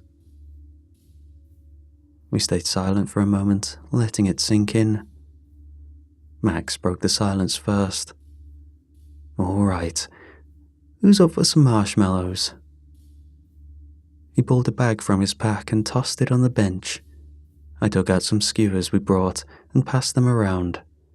Annie knelt near the fire pit, clearing away old ash and leaves, and we got the fire going fast. The wood was dry enough, and the smoke drifted upward in lazy streaks.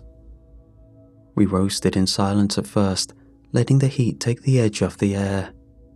Max burned his first one entirely black and proudly ate it in 2 bites. Annie laughed at him and methodically turned hers over the flame until it browned perfectly. "You guys remember that game?" I asked. "Statues and songs?" Max's mouth was full, but he mumbled something that sounded like a yes. Annie nodded, her eyes on the fire. "I don't remember who made it up," I said. "Oh, Counselor Reed?" Annie piped up. "Of course you still remember his name." Max rolled his eyes. The rules started coming back in pieces. One person stood at the end of the field with their back turned, humming a tune. Everyone else had to move toward them. If they caught you moving when they turned around and the hum ended, you were out. "You used to cheat," Annie said, jabbing a skewer into Max's arm. "Please, I played to win," Max said. "It's called having tactics. Pushing people, tripping them, whatever it takes." "You pushed me, twice," she whined. "Both times you deserved it. You were getting cocky. I was 8. Exactly, you needed humbling. You didn't win though," I added. "I won once." "No, you didn't," Annie and I said in unison. Max held up his hands. "Look, just because my brilliance wasn't appreciated doesn't mean it existed," Annie said. We laughed for a second, and it was like we'd never left. The fire crackled low, dipping into the quiet. Max leaned back, looking up at the darkening sky through the trees. Annie picked at the edge of a marshmallow bag, folding and unfolding the plastic in her lap. Then came a familiar tune, but this time it was a whistle. Annie sat upright. "Okay, I know you hit your speaker, Max." Max tilted his head. "You're kidding, right? That's not me." "Seriously?" I asked. "You didn't cue something up on your phone?" He held it up. "Battery's almost dead. Been saving it." We all turned toward the trees where the sound had come from. The tune came again, the same rhythm we'd been talking about. Max gave Annie a look. "You didn't rig something? Some timer or remote thing?" She scoffed. "Do I look like I brought a fog machine too?" "You brought back up marshmallows," he said. "Anything's possible." He looked from one to the other, then grinned. "All right, why don't you plan this? Fess up." Annie snorted. "If I went to that much effort, I'd be filming your reaction." "Then it's you," Max said, pointing at me. "You've been quiet." "Not me," I said. "I figured it was you." We stood there for a moment, the whistle drifting through the trees again. "Should we play?" Max said with a smirk. "We might as well." Annie raised an eyebrow. "You're serious?" "What, are you scared?" He grinned. "No," she huffed, brushing past him. "I just don't want to humor your prank." We stepped into the clearing. It hadn't changed much. The same wide circle that funneled into a straight path into the trees. It was marked with half-buried stones, grass pressed low in patches. Max rolled his shoulders like he was warming up for a race as we walked forward toward the sound off in the trees. Then the whistling stopped, and we froze in place, grinning like idiots. Annie glanced over her shoulder and mouthed, "Still got it." Max had one foot lifted in the air. This is weirdly fun. A second later, the whistle started again, and this time we sped walked. Max bumped into me while trying to get ahead. Annie was already a few strides ahead of both of us. Her braid bounced off her back with each step, arms pumping like she was taking it way too seriously. Max laughed and tried to catch up. "She's gonna win," I said. "Not if I reach her," Max said under his breath, speeding up to get behind her. Grinning, Max reached out and shoved Annie just enough to throw her off balance. As she tumbled forward, the music stopped, and Max froze with his arms stretched out. "Max!" she screamed, stumbling forward as the whistling cut out. Her body seized, her knees locking, neck jerking upright. Her spine twisted so violently we heard it pop. Her vertebrae bulged against the skin, her arms flung outward like she was being yanked, and a wet crack snapped through the air. Her body fell limp on the ground. "Annie?" I called out, horrified. Max remained frozen, the grin on his face melted. "I didn't push her that hard," he stuttered, eyes frantic. Then the whistle started back up, like nothing had happened. We both rushed forward, dropping to our knees. Her body was curled unnaturally, one leg twisted onto the other, arms splayed out ahead of her. Her face was frozen mid-breath, eyes wide, mouth half open. Max's hand hovered near her, but didn't touch. "She's not," I started, struggling to find my words. "What the hell is happening?" Max sputtered. I leaned over, pressed my fingers into her neck. But there was no pulse. I didn't know what I was expecting. "She's dead." The words felt like they didn't belong to me, as if it wasn't real. Max backed up, shuddering. "Maybe she hit something," he said, looking past the body, scanning the dirt for a rock or a branch or anything, desperate for anything to prove he didn't hurt her. "She didn't hit anything." I looked at Max, felt my throat tighten. "You pushed her too hard." His head snapped toward me. "It was a joke." "No, it wasn't." My voice shook. "You killed her."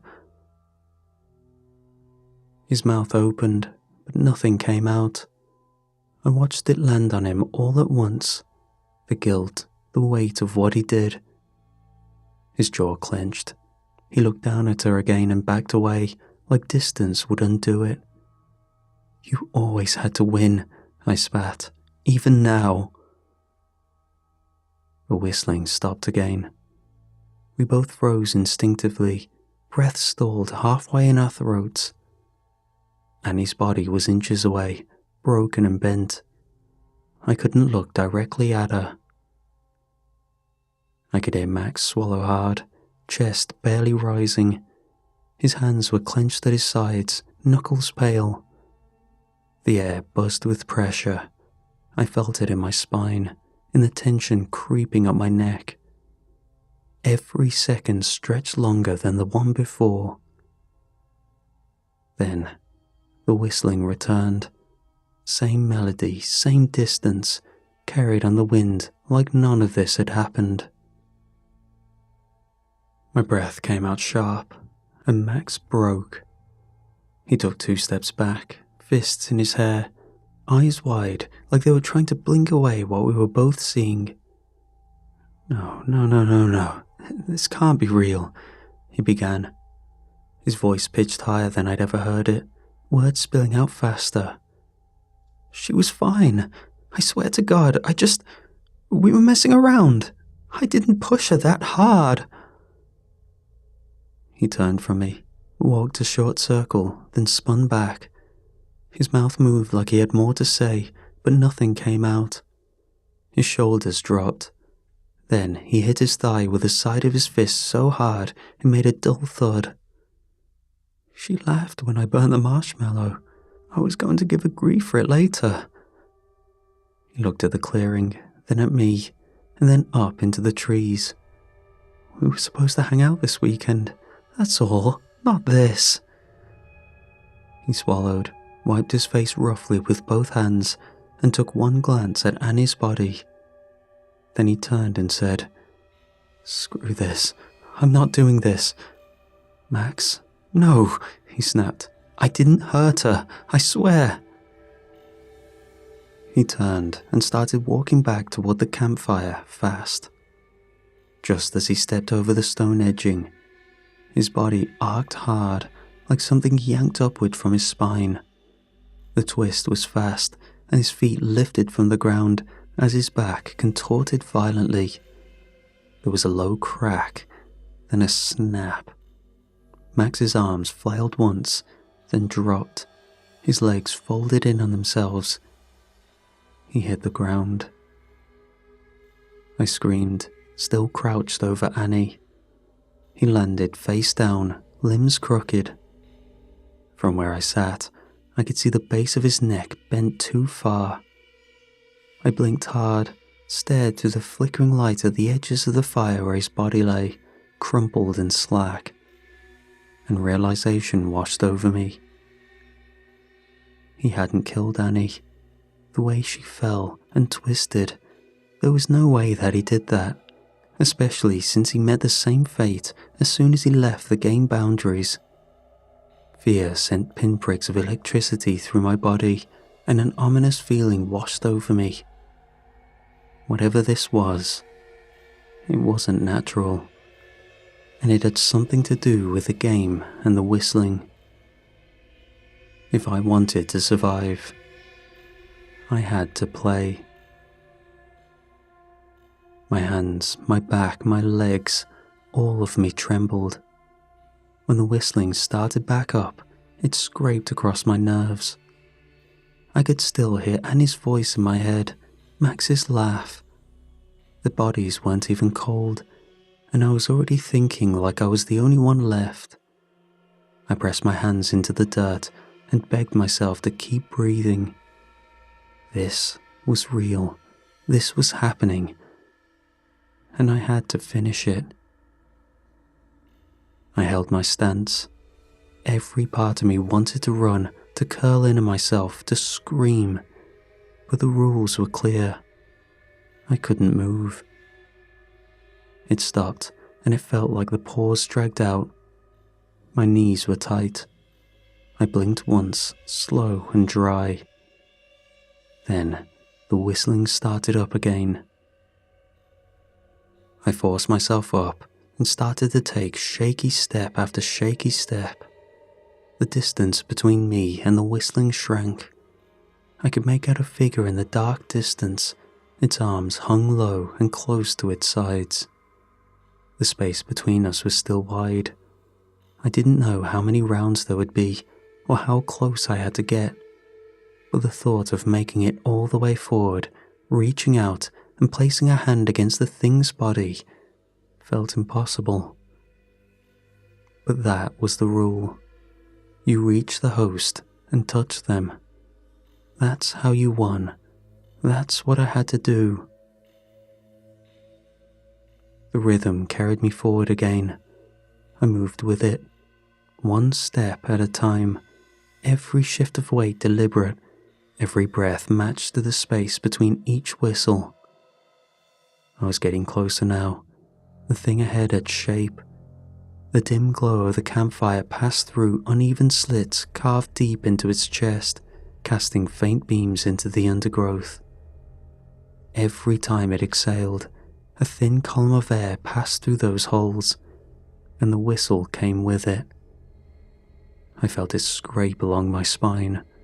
My eyes kept drifting to the lines of its body, the exposed ribs, the stiff posture, the way it stayed fixed in place, like it was waiting for me. I tried not to think about the final rule, that I'd have to touch it. Then, my heel struck something, maybe a root or a stone, buried just enough to catch the edge of my foot. My balance pitched, my arms shot forward, but I was too slow. My ankle rolled underneath me, and I landed hard on my knees and hands. Pain surged up my leg, the ground pressed into my palms. The whistle cut out. My vision blurred, my ankle throbbed in sharp pulses, but I stayed frozen, arms shaking from the fall, dirt and rocks pressed into the raw skin of my hands. Every second that passed made my chest tighter. I could feel the pulse in my neck hammering against the stillness. I started to imagine my death if I failed. What part would break first? Would it twist my head like Max's, or tear through me the way it had Annie? And then what? Would anyone find us here? Would it be days later, after the car sat too long in the gravel pull-in? Would the ranger's office even bother to look past the sign? I thought about my parents. I thought about Annie's mom. I thought about the three of us walking to the mess hall on our first day, all of us sunburned and trying to act cooler than we were. Max had carried a plastic lightsaber in his bag and pretended it was an accident. Annie had rolled her eyes and corrected the names of all the counselors when we got them wrong. That first week, we had barely spoken, but somehow we'd ended up here, years later, together. And now, they were gone. The whistle started again.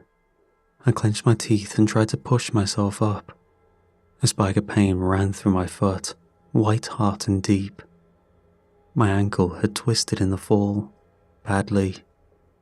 I put a little weight on it and felt the strain in my joint. I would have to limp the rest of the way. I'd have to keep perfect rhythm, stay completely still, and make it to the thing on a busted ankle.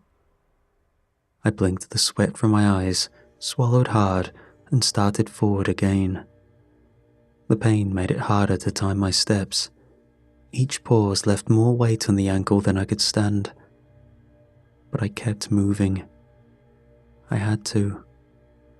The distance between us was maybe 30 feet now, maybe less.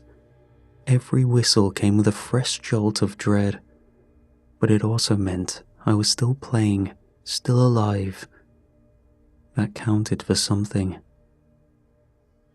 I kept my eyes low, trying not to look at it again. The way it stood so still, waiting.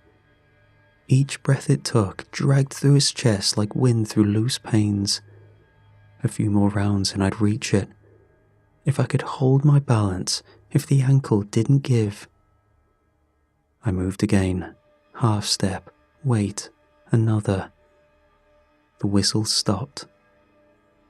I froze with my heel halfway up, struggling to settle it flat without shaking. The muscle in my leg seized. I could feel it trying to twitch, trying to collapse under me. I let my heel sink gradually, waited for the whistle to return. The sound of my pulse louder than the crickets or the wind. The whistle came again. I moved, one step, then another. My ankle buckled slightly, but I caught myself. I was close now, 10 feet, maybe less. The shape stood tall, still, arms set close to its sides. Every breath it took pushed another note into the air. I stopped, weight on one foot, and stared. I could almost see its hands, long fingers curled slightly inward. My hand was slick with sweat. I wiped it against my jeans, braced myself, and stepped forward again and again. 5 feet, 3, close enough to see the seams between its ribs, the way the skin held taut around the frame. There was a smell, like warm metal and moss. I felt it in my throat. One more step. I didn't want to see it any clearer than I already had, Didn't want to remember its shape when I closed my eyes later. I kept them open one last breath, then shut them tight and reached. My fingers landed on something solid and the whistle stopped. I stayed frozen, hands still pressed forward, every nerve wound tight. My chest hurt from how hard my heart beat. The pain in my ankle flared, steady and sharp. Minutes passed with no sound, no whistling, but I kept my palm planted where it was, resting against it. But finally, I grew impatient, curious, so I peeled my eyes open. The thing was gone, and I was touching a tree. It took a few seconds for it to register that it was just a trunk, tall and rough and solid, nothing strange about it, no gaps in the wood. At first I hoped I had imagined it all, but my ankle still screamed hot and deep. And when I turned around, limping slowly, dragging the weight of my body behind me, I saw the truth.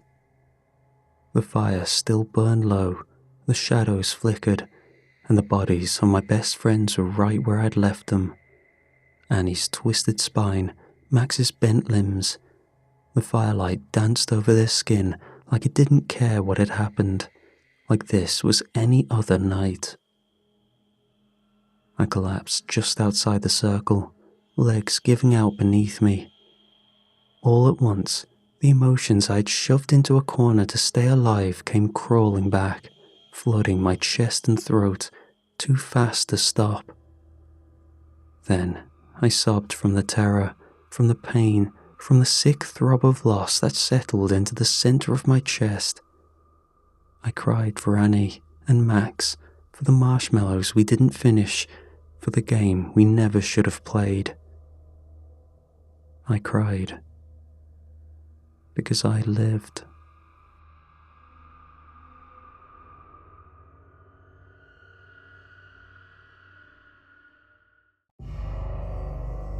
Being a prison guard isn't easy. You have to maintain control of routine, of unpredictable people, of yourself. In a normal prison, there are so many factors to consider. Gang affiliations, smuggling, fights, and occasionally escape attempts. A lot of people think the job is about strength, about control through sheer force. And yeah, maybe in some prisons that works. But not here. I work in a prison that's above a normal prison, the place people send things that can't go anywhere else, things that aren't supposed to exist. Some of them used to be people, some of them never were. Some of them, no one knows what they are, not really. Scientists try to study them, administration tries to classify them, but at the end of the day, we're all just keeping them locked up and hoping that's enough. My job is to make sure the vault stays closed, and I do this through a strict routine and following my guidelines to the letter. When you get started here, there's one prisoner that every new person gets assigned. The phaser. Peeking into his cell, you'll see a man, mid-40s, looking ordinary as ever. However, periodically, he will flash with a bright light and blink to another section of the cell. He was caught toying with teleportation technology, and from the lack of usage in this facility, I can imagine it's still far from being perfected. Here's a reminder of the consequences of dabbling too much into the unknown.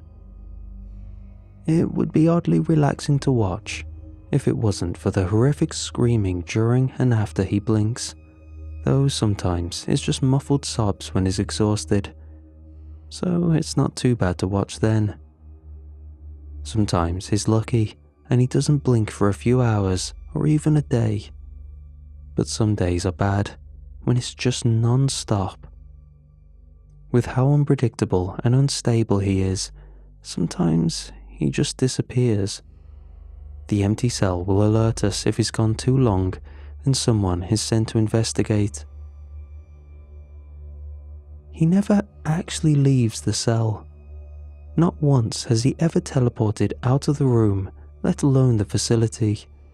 Whatever they line the walls with is effective. However, it's what we do that is observed. When I was alerted, I waited outside and observed, noting down any anomalies until he blinked back. But some of the more proactive new recruits, ones looking to prove themselves, rush in, armed and ready. The lucky ones get the scare of their lives, and the man blinks back in with a sudden flash, scaring the hell out of the green recruit. Wherever the phaser goes, whatever he sees must be horrifying.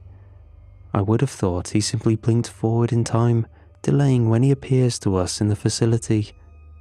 But the look in his eyes after a delayed blink tells 1,000 stories, ones which he'll never share.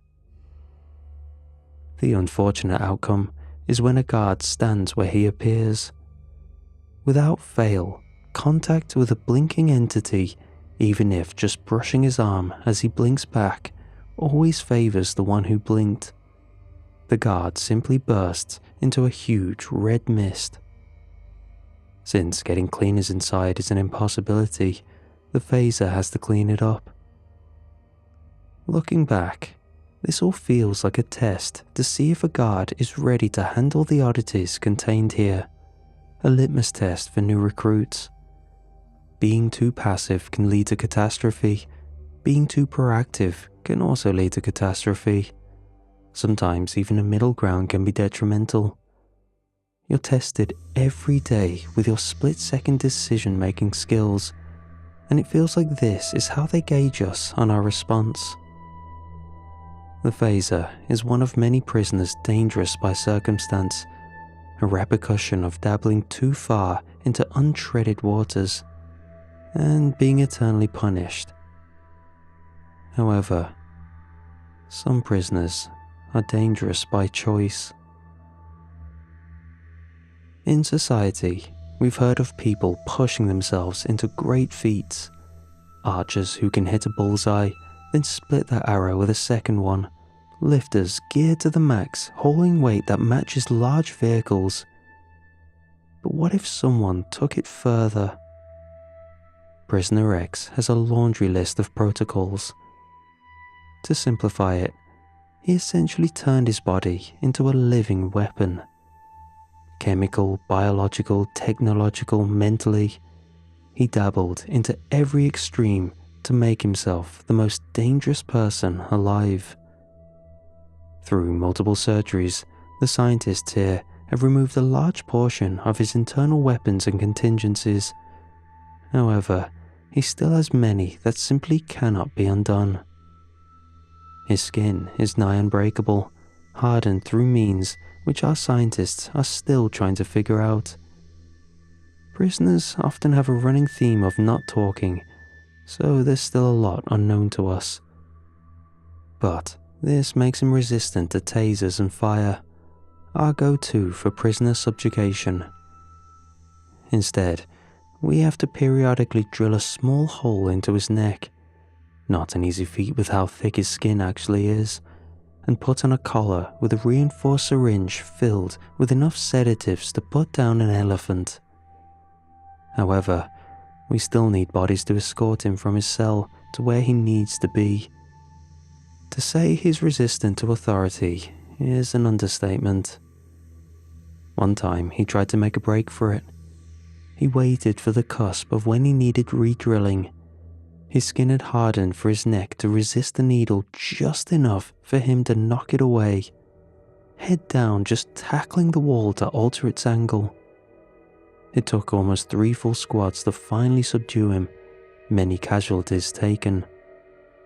Despite his arms eternally being bound, he was still proficient in killing in many other ways.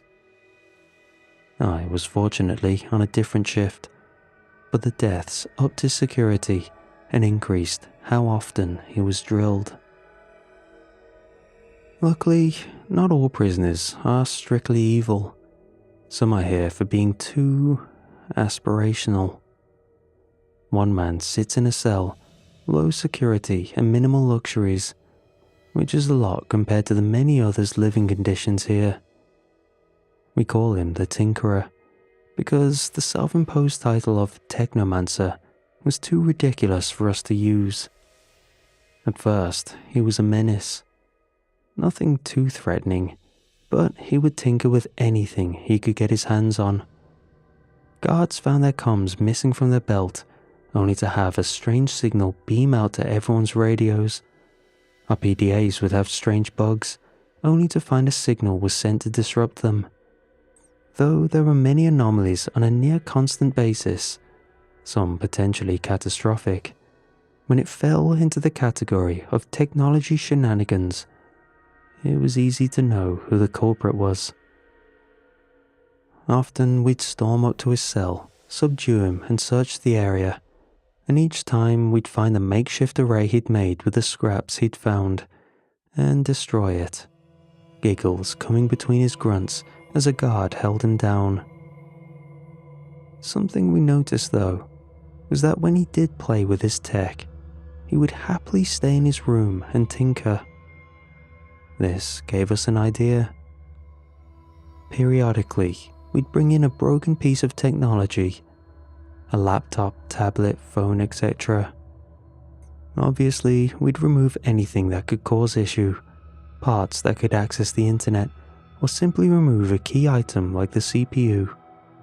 From here, we'd bring it to him under the guise that we wanted it fixed, and he'd tinker with it for days, sometimes weeks.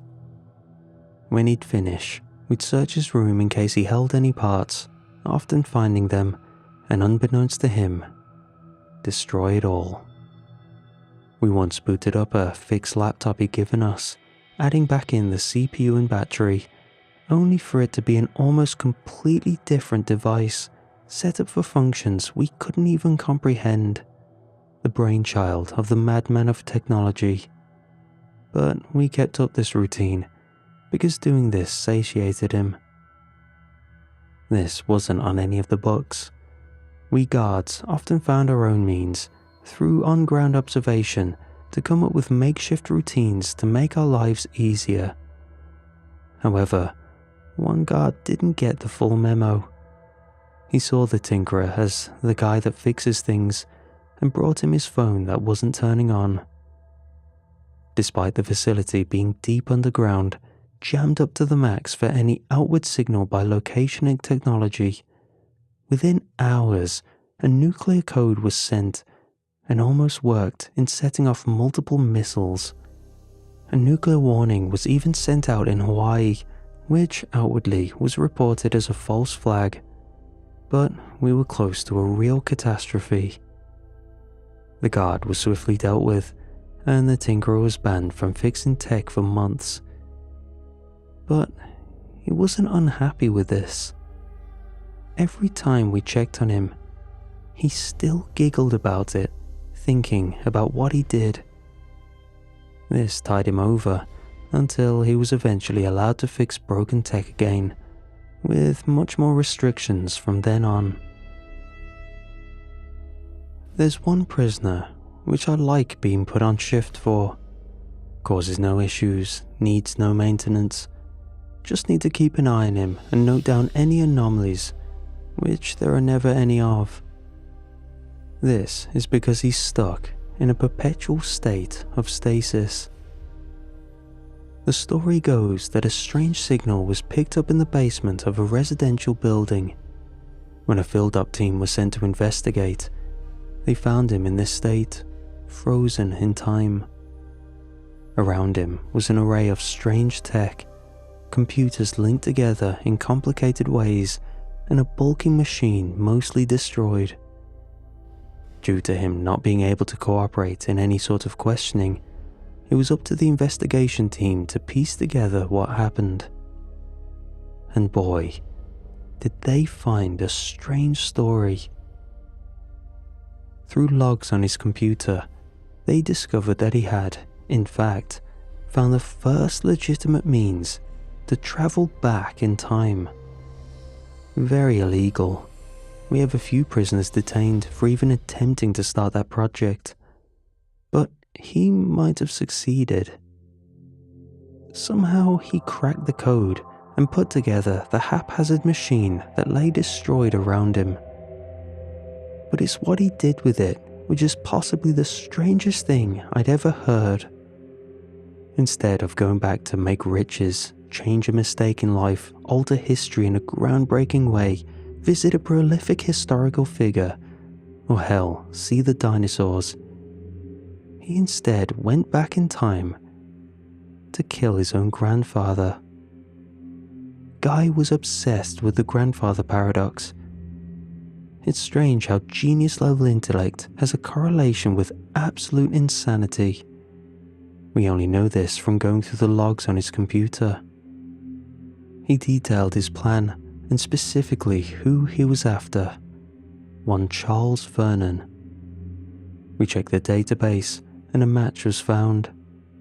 Charles Vernon had died in the late 1940s, no record of kids, which means if it was his grandfather, he had successfully killed him and stopped a parent from being born, causing him to become a paradox. However, he didn't simply disappear. Despite all the information we could find, so much more is left a mystery. It's inconclusive whether the state he's currently in is because of the paradox, a side effect of time travel, or self-inflicted after getting the answers he wanted. It's also unknown what happened to the machine, whether it was a one-time use kind of deal, or something he set up so that it could never be used after him. But we're working hard on freeing him. He studied a lot, and tests are always being ran on whether we could reverse the condition he's in. Because throughout all the logs, there is nothing on how he built the actual machine. So the scientists are hoping to unfreeze him and prying this information out of him one way or another. The science is above my pay grade. However, I sometimes imagine what could have been done if one went back with ambition. Though someone going back with chaotic intentions would be a terrifying thought. Maybe that's why he never documented how it was made, or why the machine was destroyed. A large amount of duties are sectioned off between different squads. What this means is that duties I've mentioned, which are in my rotation, may infrequently or never show up for other squads. We have no idea how the criteria for this is made, whether it's some inner system of threat level or group-based competency. God knows what kind of demons others deal with, but hopefully I'm in a good rotation. But one duty, which is universal between all groups, is playtime. For this duty, I dressed up in civilian attire, very young-coded, and drove to a town called Smallhaven. Now, the facility is located remote from any civilization, so this town itself isn't a town per se. It's actually an entire level of the facility, widened enough to create a dynamic functioning town and tall enough that a realistic skybox could be made. Everyone in the town is an actor, playing their part 24/7, never breaking character, all for one prisoner, a child. She lives with a family, though they are technically actors, knowing that the town isn't real. They are her biological relations. All in all, she lives the perfect life, goes to school, plays with friends, visits extended family, which were also moved into the facility town. The reason for her detainment is simple. If she gets mad, she goes nuclear. Not in a hyperbolic way. She has enough internal energy to flatten entire countries. Plural. It's too big of an explosion to contain or isolate. Even if set off remotely from the furthest point of land, dead set in the middle of the largest ocean, the tsunamis would devastate large portions of continents in all directions.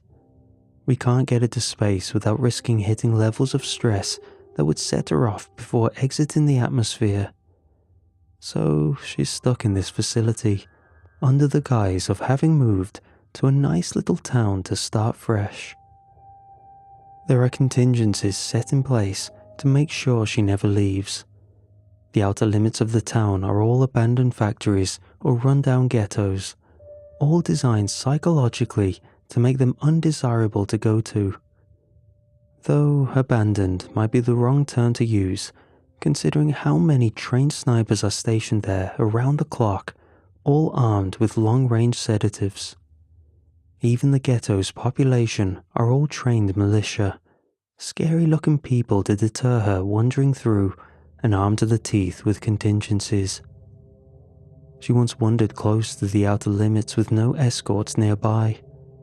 It was reported that she wasn't trying to make a break for it, but they still implemented a failsafe.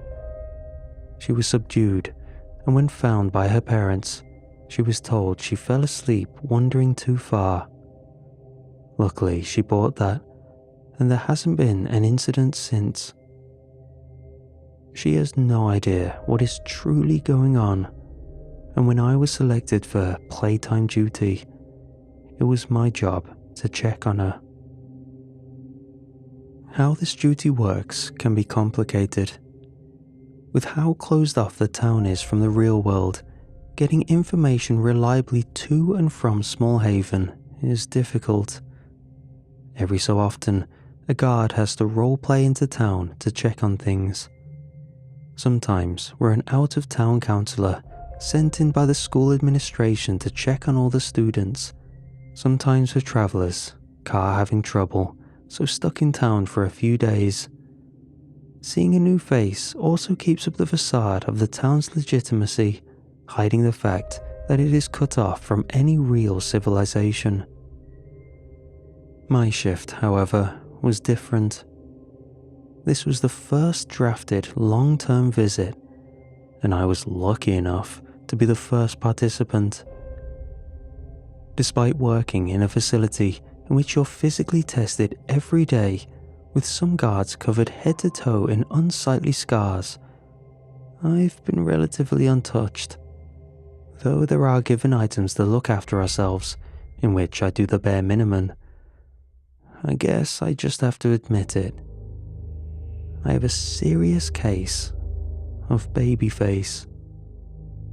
This hasn't been an issue, but it must have been noticed because it tied directly into my assignment. I was sent in as a new high school student finishing off the last part of the year. I was given a strict schedule to shave and make sure I blended in. Alone, I would stand out as slightly older, but amongst the crowd, I blended in well enough. The education departments were mixed through all years, segmented between elementary and high school, so despite being years apart in the schooling system, I was able to observe the prisoner on occasions. In class, I was instructed that I did not need to participate in learning unless observed by the prisoner, which never came up. And so, I used that time to take meticulous notes on anything I observed. I learned her name was Emily, and that she got on well enough in school. However, there was a planned event. Since I was new in town, Emily's parents invited me over for dinner, keeping up the facade of a friendly, welcoming town. Alongside me was an actor who posed as my mother. I handed over the envelope containing the script to my mother, and we studied it together for hours to make sure everything lined up. My mother played a single parent, and I had lived with my father for most of my life. However, she came back into the picture through letters, and I had decided to reach out and live with her for a bit to mend our relationship. A believable story, and one that was so small it would be hard to poke holes in. We drilled the script, adding information for us to sync up with in case anything else came up. The meal went well. Because it was under the guise of meeting new people, we managed to detail their family life in a public setting. Overall, they reviewed well, and I noted how stable everything seemed. However, unexpected to Emily's parents, my mother pulled them to another room to crack open a bottle of wine, something the kids couldn't participate in. This left Emily and I alone for an in-depth review, away from the pressures of keeping up appearances with her parents. This is something we struggled with in previous reviews, since leaving a child alone with an adult stranger was something hard to set up.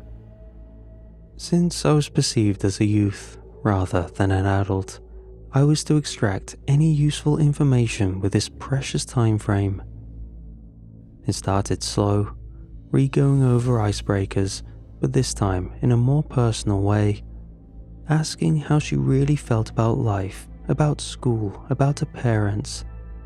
She opened up more than at the dinner table, all of which was positive. The small haven project was still going strong. However, Emily went quiet after a while, with a deep look of contemplation on her face. Rather than pry, I let the silence hang, letting the pressure of social cues ease her into opening up. However, rather than throwing some thought-provoking question back, she threw a curveball straight into my face. "I know it's all not real," she said plainly. If I had a drink in my mouth, I'd have spat it out. "Huh? Oh, what do you mean?" I stuttered back. I'd been composed before this, in control of the conversation, following my orders to the letter. However, this was veering so off script that I spat out a question, hoping to steer things back to normalcy. "I mean, it's a simulation, right? This town. It's all a facade, no?" she muttered. I froze. My first instinct was to gaslight the hell out of her, make her feel crazy for even thinking that, even though she was 100% right. But then a spark in my head told me that if I argued against the point, this could cause unease, which could turn to frustration, anger, something I was instructed over and over to never cause. So instead, I probed. "What makes you think that?" I asked, curiously. "I know something's inside me, something I don't understand, something no one understands," she said solemnly. Ice ran through me. She was to never know about a condition. It was theorized that the stress of keeping it in check could trigger her, like being constantly conscious of needing to breathe. She carried on in my silence. "I know everyone's an actor, pretending to be part of this town. Even my parents. They're my parents, I know that, but they keep up a facade." This was dangerous, and it was getting worse with every word she spat out. She knew too much, but there was no denying the conviction in her voice. She was certain. There was no going back now, so instead of trying to contradict it, I went for the answer I desperately wanted for myself. "How do you know?" I asked. Not some setup to flip the narrative. I needed to know. Did someone talk? Did she sneak out without people knowing? This information was vital. "Whatever is in me, this energy, it's changed. At first I heard buzzing. My parents thought I was sick, pulled me from school for a bit, but then it formed into words, but they weren't from people's mouths. It was from their heads. There went all hopes I could reverse this. She could read minds, as if this couldn't get any more terrifying. I wanted to ask so much, my mind jumbled with so many questions. I couldn't even stutter the first lines of a question. However, she picked up on this. Of course she did. She could hear everything I was thinking and answered before I could say anything. "Don't worry, I don't mind it," she said with a hint of glee. I coughed to clear my throat. "What do you mean?" I asked. I needed confirmation. "This town, this life, I don't mind it. My parents are here, my family are here. They love me. I know that for a fact. That's the one thing that isn't a lie. They're doing this for my safety, so I don't mind it," she said matter-of-factly. I eased up at this, just accepted the situation. With everything in the open, we ended up just chatting the whole time, talking like real humans, something she probably lacked and hadn't had in a long time. Just before the parents came back in, she told me to keep her new developments a secret, something which I agreed to. Besides, she'd know if I lied with absolute certainty. Since then, I've been the first reoccurring volunteer for playtime duty. The story evolved that I've reconnected with my mother and live in a split custody between them. My actor mother is now family friends with Emily's parents, and so we have a reason to see them when I come to town to visit. And Emily and I have developed a bond which is valuable to the prison.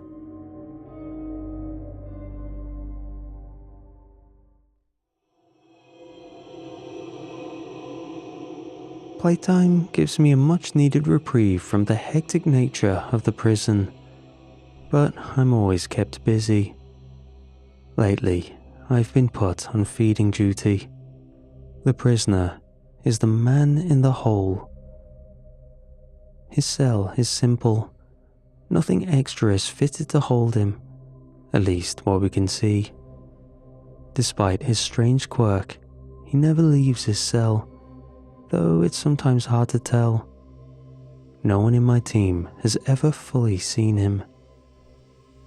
Every time we visit his cell, there's always a new hole somewhere. On the floor, wall, even ceiling. The location is always random. This is despite whatever is logically on the other side. Beside his cell is another unoccupied room. Under and above are other levels of the complex, yet the adjoining rooms are never disturbed. The holes look almost cartoonish, rubble piled up around the hole, or the edges frayed up in an exaggerated manner. But the hole itself is unnatural, dark, regardless of how a light source is pointed at it. When he speaks, it echoes like it's far deeper than what should be possible. They're closer to dimensional holes, and when a new one appears, the previous one is gone. Not even a single scratch to indicate any wrongdoings.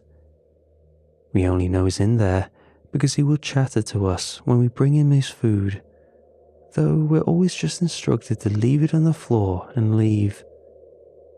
Studies have been done to figure out what the holes truly are. Items, cameras and people have been sent in to investigate. But whatever enters never leaves. If connected to a tether, it is severed upon entry and swiftly lost. So, for the time being, it is just a management and observation job. One time, we thought he escaped.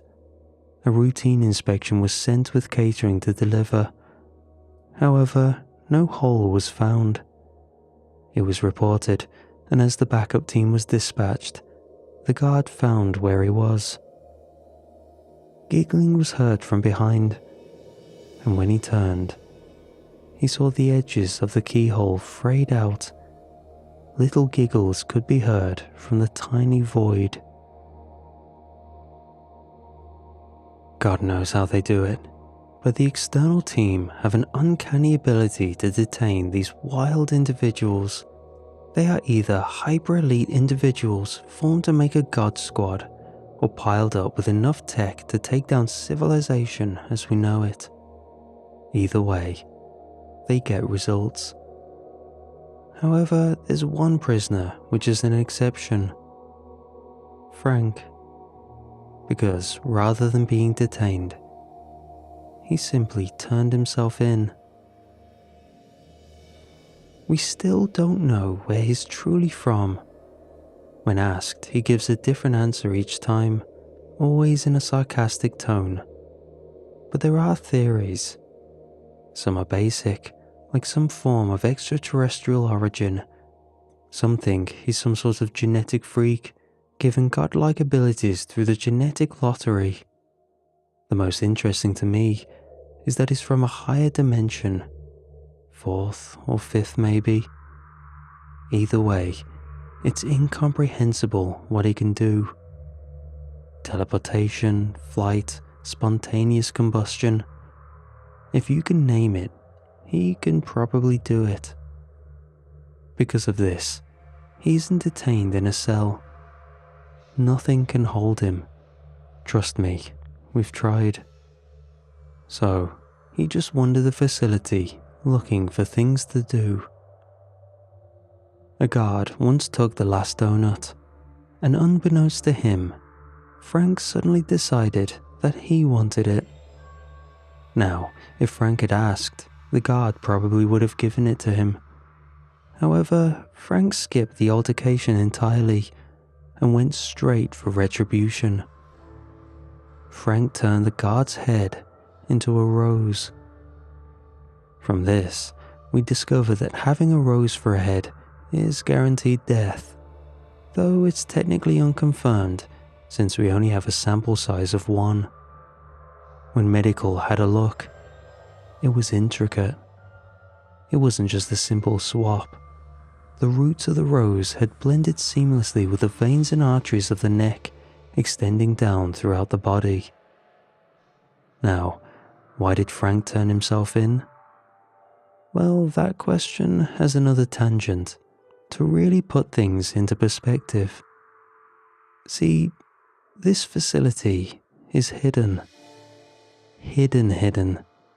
So many layers of secrecy on top of more secrets, along with people eliminated along the way just to make sure this place isn't known about, isn't able to be found, and isn't able to be tracked.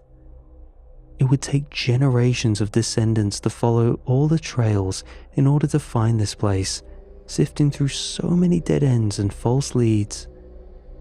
So when Frank strolled up to the front door, it was a big deal. Frank's reason for doing all this is the only thing he said that I believe. He was bored, and what sounds more fun than to mess around in the most secret, advanced place on Earth? To him, this was a playground, and we were his new playthings. At first, it was an issue. His mischief often got people killed. When curious about a prisoner, he'd release them just to see what they could do. When we were doing important procedures, he'd disrupt them just to get a rise out of the staff. He once flipped gravity in the whole facility just to see what would happen. God knows who decided on the solution, but whoever did deserves only the best in life. See, what got him to fall in line was to hire him as a guard. Now, he's not really a guard, not in the structural hierarchy sense. He was given a special title, a uniform, and a list of duties. However, the duties are a placebo, replacing the blinker fluid in a car kind of thing. But whenever he finished the task, grand praise is given. We found that making him feel important and blowing up his ego keeps him too preoccupied to cause chaos. He's always awarded Employee of the Month, despite that not really being a thing here.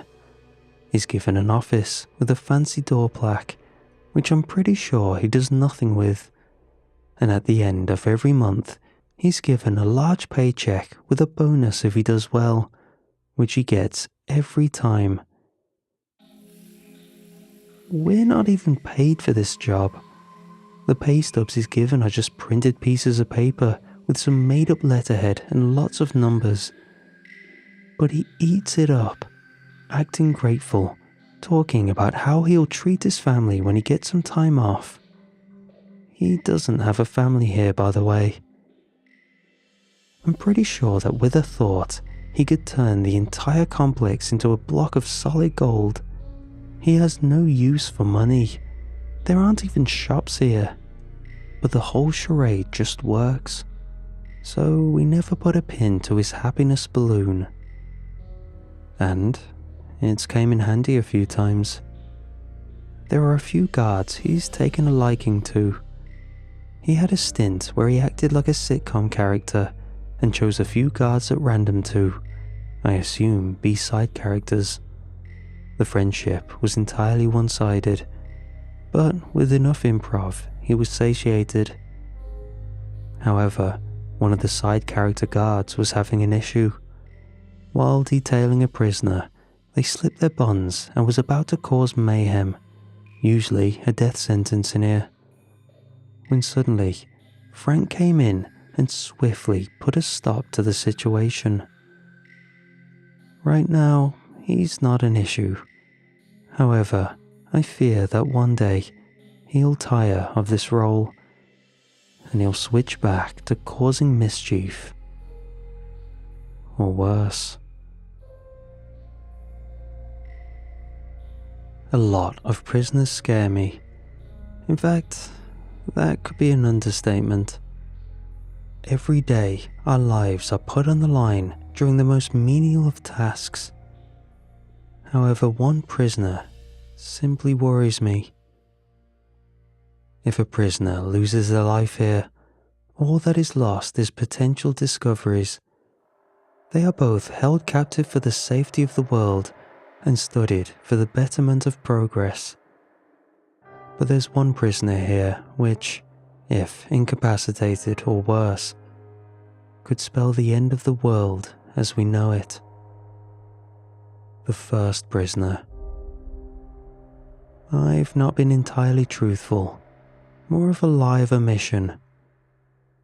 I speak of this building, call it a facility and such, but in reality, the building itself was an anomaly that made this whole project possible. A building, semi-sentient and fully self-sufficient. It was a smaller building at first, but its unnatural properties were soon discovered. When built upon, each room tethers itself to all others in a conscious way. If we want a room to be a cell, we have to build it as such. Even when we use the simplest of materials, its function is enhanced to what the room is desired to be. It's difficult to grasp. I don't fully get it myself. I'm paraphrasing from what I pieced together from the technical jargon I was fed. But it's how I've come to understand things. Its heart, if you could call it that, powers the whole facility, producing more than enough power for all the containment cells, along with the many experiments running within the structure. This was all kept under wraps.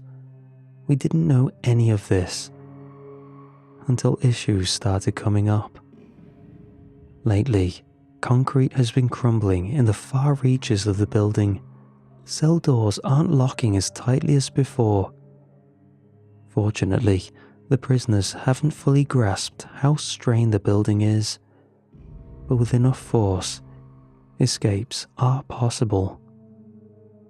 We have set up measures to keep things in check, but it's through staff, and this introduces a lot of elements of human failure. When observing the degradation myself, it's always in the lowest levels of the compound or the furthest reaches of a floor. I have a theory that the building is strained, bloated beyond its limits. We are constantly adding more floors, more rooms, more functions, and whatever this anomalous building is finally struggling to keep up. But we cannot stop. Every day there is an influx of new prisoners, fresh from the external team, threats that cannot be left unchecked in the outside world. They need to be put in containment, and this is the only place that can hold them. The prison started as the first anomaly, the first prisoner. But when its term has ended, it could spell danger when everything we've collected gets out.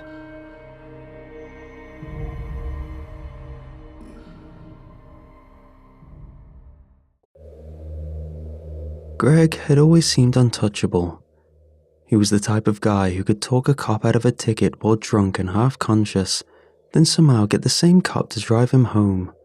So, when his sister called me crying, struggling to get her words out, I thought something had happened to their mom.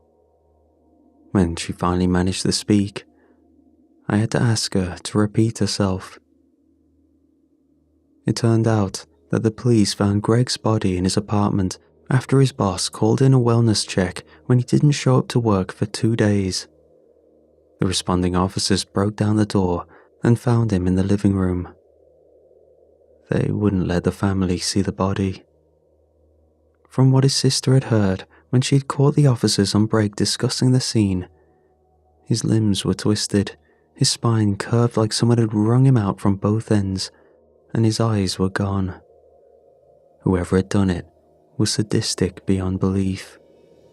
There was no forced entry, or weirdly enough, signs of a struggle. The case was being ruled as suspicious, but that just meant they didn't have a clue who was behind it. Despite having a wide net of friends, Greg's funeral was small. Only a few people made it in person. Jamie hugged me outside the church.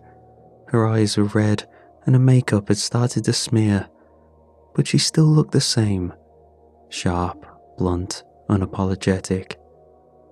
The others were there too, Raph and Lex. We all grew up together. Back then, we used to joke that we were stuck with each other for life, and for the most part, we were. Sure, we drifted apart for a few years during college, but we always ended up circling back. But now Greg, a part of us, was a closed casket and a photo on an easel. The priest mumbled his way through a handful of generalities, though I didn't really listen. I kept looking around the room, half expecting Greg to appear at the back and make some sarcastic comment about how weird it was to watch people cry over you. For a moment, I thought I saw movement near the exit, but my brain had been playing tricks on me since the night I got the call. After the burial, we stood in a loose, uneasy circle in the parking lot. None of us seemed ready to go home. Then Jamie brought up that night at the lake when Greg fell off the dock trying to chug a beer upside down. We laughed, then we stopped. The laughter felt wrong. "I still don't get what the hell happened," Raph muttered. Nobody knew how to respond. Our silent grieving was interrupted by a man in his late 40s wearing a plain suit with thinning brown hair. He moved with a kind of tired professionalism that told me he'd been doing this a long time. He stopped just outside our circle and introduced himself. Detective Harlan, sorry to intrude." His tone was respectful. "You were Greg Sutton's closest friends, right?" We all nodded. "I was wondering if I could ask a few questions. I understand today's not ideal, but I found people tend to remember important things in the hours after a funeral. Brings things into focus. I know you people have already been interviewed and questioned. I'm aware that none of you are deemed to be suspects, but..." Jamie crossed her arms. "Go ahead." "Did Greg have any enemies? I'm aware you've been asked this question before, but are you absolutely certain there's no one from the past, someone who held a grudge, maybe something that didn't seem serious, but could have been taken the wrong way?" "No," Raph said immediately. "Everyone liked Greg. I don't mean dislike, I mean resentment. Anyone he wronged, even by accident." We looked at each other. I could tell we were all thinking the same thing. "No," I said finally. "Not that we know of." He nodded slowly. "Understood. Did he mention anything strange recently? Unusual messages, people showing up where they shouldn't, anything like that?" We shook our heads. "Last question. Does the name Danny mean anything to you?" There it was. His tone hadn't changed, but I felt my chest tighten. I glanced around. Everyone held the same expression as me. "No," Jamie said. "Doesn't ring a bell." The detective watched us for a moment. I could tell he didn't buy it, but he didn't press. He thanked us, gave us his card, and walked off towards his car. As soon as he was out of earshot, Raph let out a shaky breath. "Danny Trujillo," I said, a name I hadn't said aloud in over a decade. Danny had been in our class from 6th grade until the middle of sophomore year. He was a thin kid with a quiet voice and thick glasses. He was always hunched forward like he was trying to disappear. He didn't fit in, and we didn't let him. To make it simple, we bullied the kid. The last time we saw him, we did something that was supposed to be funny. A dare. Raph said he couldn't fit. Jamie said we should find out. It was after school and the hallway was empty. Greg blocked the nearest stairwell while I held the door. Danny fought harder than I thought he would. He cried, screamed and begged. It only made us more determined. I remember the heat of his shoulder press against mine as we forced him into a locker. I remember the sound of metal slamming shut, the way it echoed and his fists pounding from the inside while we walked away. I don't know how long he was stuck, maybe until the janitor came in the next morning, maybe longer. After that, he was gone, and that changed something in all of us. The school didn't make a big deal of it, which in hindsight was to be expected. One of the guidance counselors said he transferred. Some whispered that his parents pulled him out after a breakdown. There were rumors about his mom showing up in tears at the principal's office, demanding to know what happened. We didn't face any consequences. And we stopped thinking about him. Until now. "I don't think it means anything," Raph said. "Could be a coincidence, someone with the same name." Jamie frowned. "He said Danny, not the full name, sure. Could have been any Danny. But why on earth did the detective bring that name up in the first place?" "What if it was him, though?" Lex said. Raph rolled his eyes. "Geez, don't start." "I'm serious," Lex said. "He said the name right after asking if Greg had any enemies. That means something." Raph snapped. You really think some kid we bullied 15 years ago came back and twisted Greg into a goddamn pretzel? Raph softened a little. We were bad, yeah, but we were kids. I don't feel good about it either, he continued, but that doesn't mean we jump to wild-ass theories. Greg's dead. That's horrible enough without spinning it into a revenge fantasy. We don't even know if Danny's alive. Jamie exhaled through his nose. Look, if it turns out something more is going on, we'll talk to the cops. Right now, we'd sound insane. You want us to bring up a kid we bullied 15 years ago in a murder case? I shook my head no. Exactly. We agreed not to bring it up again. We went home, each returning to our separate houses under the glow of streetlights and the silent orbit of patrol cars. I lay in bed for hours with the covers pulled up to my chin, staring at the ceiling and reminiscing. The next day, Raph and I were at his place, sitting on the couch with the television on, though neither of us was watching it. A game was playing, but the volume was low, yet neither of us had the energy for small talk. We hadn't seen Jamie since the funeral and didn't talk about Greg anymore. Not because we were already moving on, but because we didn't know how to carry the weight of what happened. It sat between us like a third person in the room. We were speaking about some things, trying to crack the silence that loomed, when we were interrupted by an incoming call on Raph's phone. His mom. He answered it on speaker.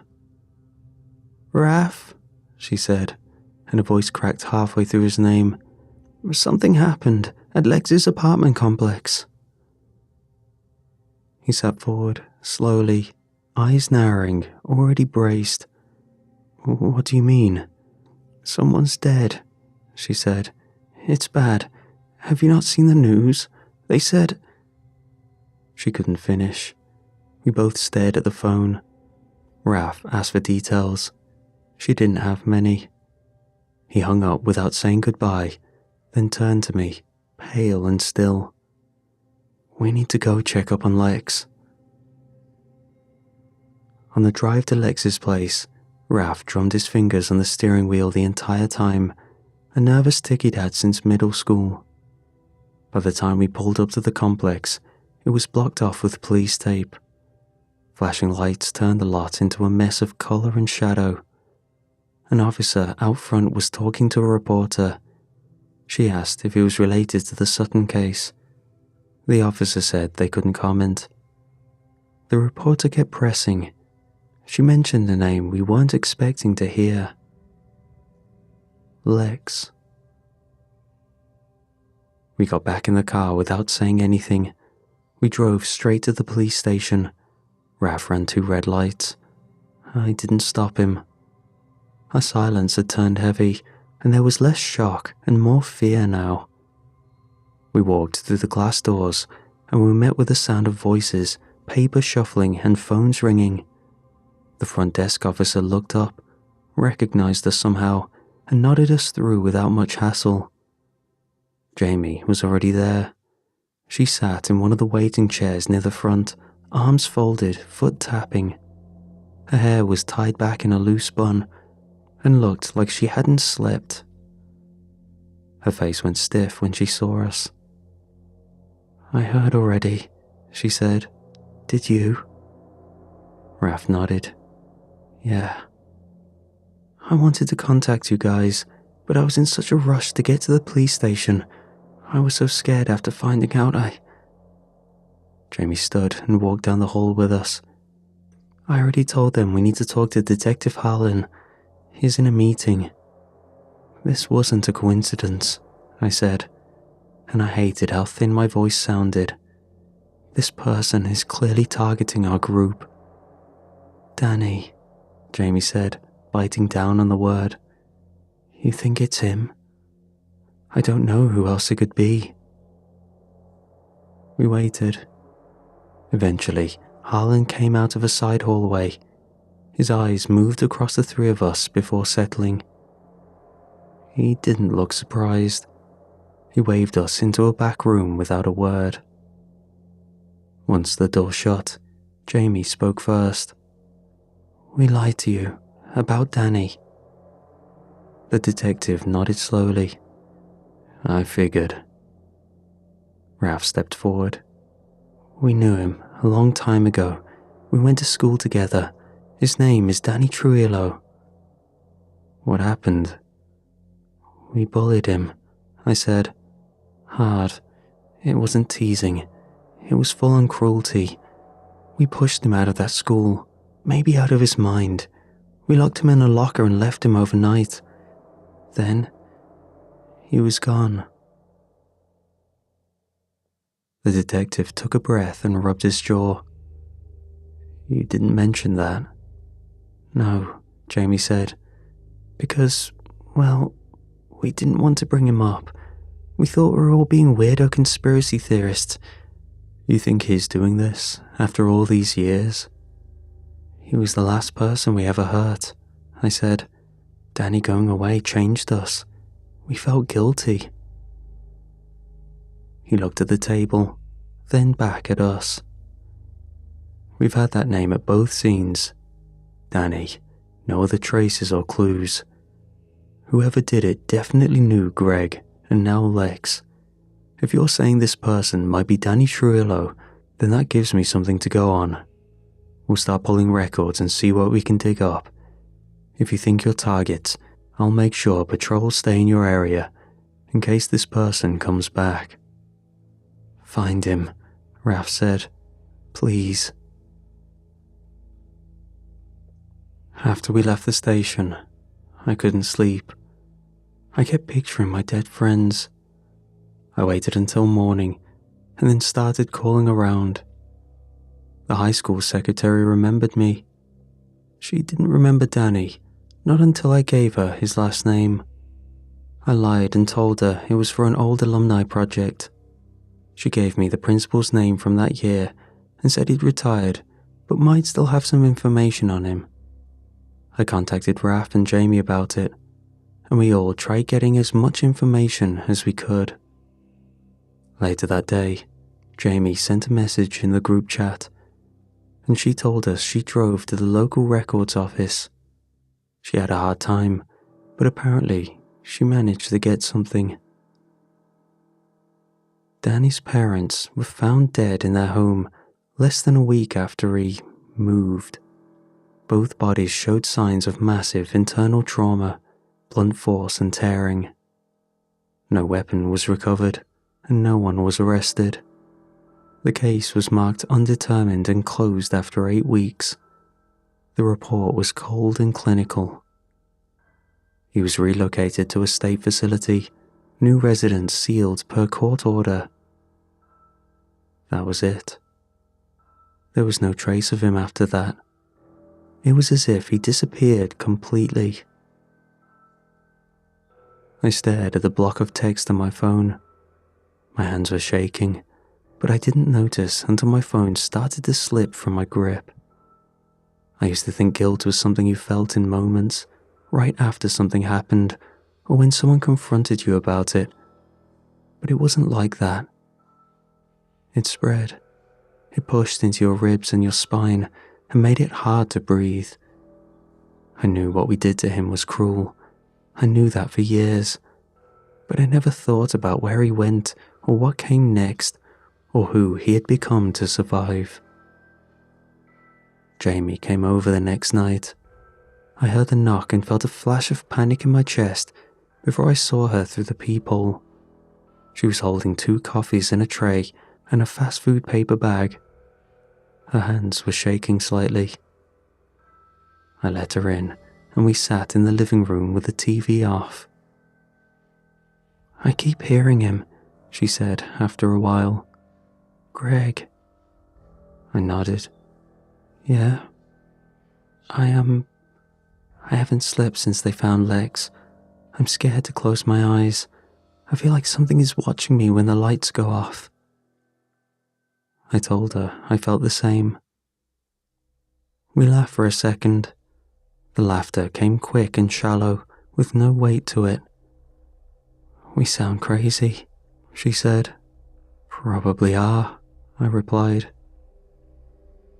Then we went quiet again. The conversations after were short and awkward, but it felt good to be in someone's presence. I'm sure that's why she came over in the first place. We parted ways shortly after that. She texted me the following afternoon. "The police approved it. I'm going into protective custody. They're placing me in a secure prison unit. It's the safest place they've got." I called her immediately. She didn't answer. 10 minutes later, she sent a voice message. "I'm sorry. I can't keep doing this. I'm losing my mind. Every sound at night makes me flinch. I barely eat. I'm scared I'll end up like Greg and Lex, and I don't want to die screaming. This place is safe and you guys should probably do the same." I texted back that I understood. I told her we'd miss her and that I'd stay in touch however I could. She replied with a thumbs up and a broken heart emoji. Later, Raph and I sat together in his living room. He'd packed a duffel bag, but didn't know where he wanted to go. He said he didn't trust any systems meant to protect people. I didn't argue. I felt the same, and we decided that we wouldn't be going into anything like protective custody. He ended up crashing on my couch that night. We made a deal to stick together for now. We had each other, we had a weapon, and we had police patrols circling the block. We tried pretending life could go on. Raph kept sleeping on my couch, and I stopped logging into work entirely. We stocked up on groceries, though most of what we bought stayed unopened. I didn't say it out loud, but we both believed Jamie was safer than us. She was supposed to be the one that made it. The call came from the detective, not the news. He didn't speak right away. I remember his breathing more than his voice. It came through the speaker like he'd been running or pacing. When he finally said her name, my legs buckled. I sat down on the floor next to the coffee table while Raph stood frozen by the door. They found her that morning, dead in her cell. Her body was destroyed, and somehow there were no traces. The prison surveillance system had failed overnight. All footage from her wing was blacked out between 3:02 and 3:17 a.m. 3 guards were found unconscious outside her unit.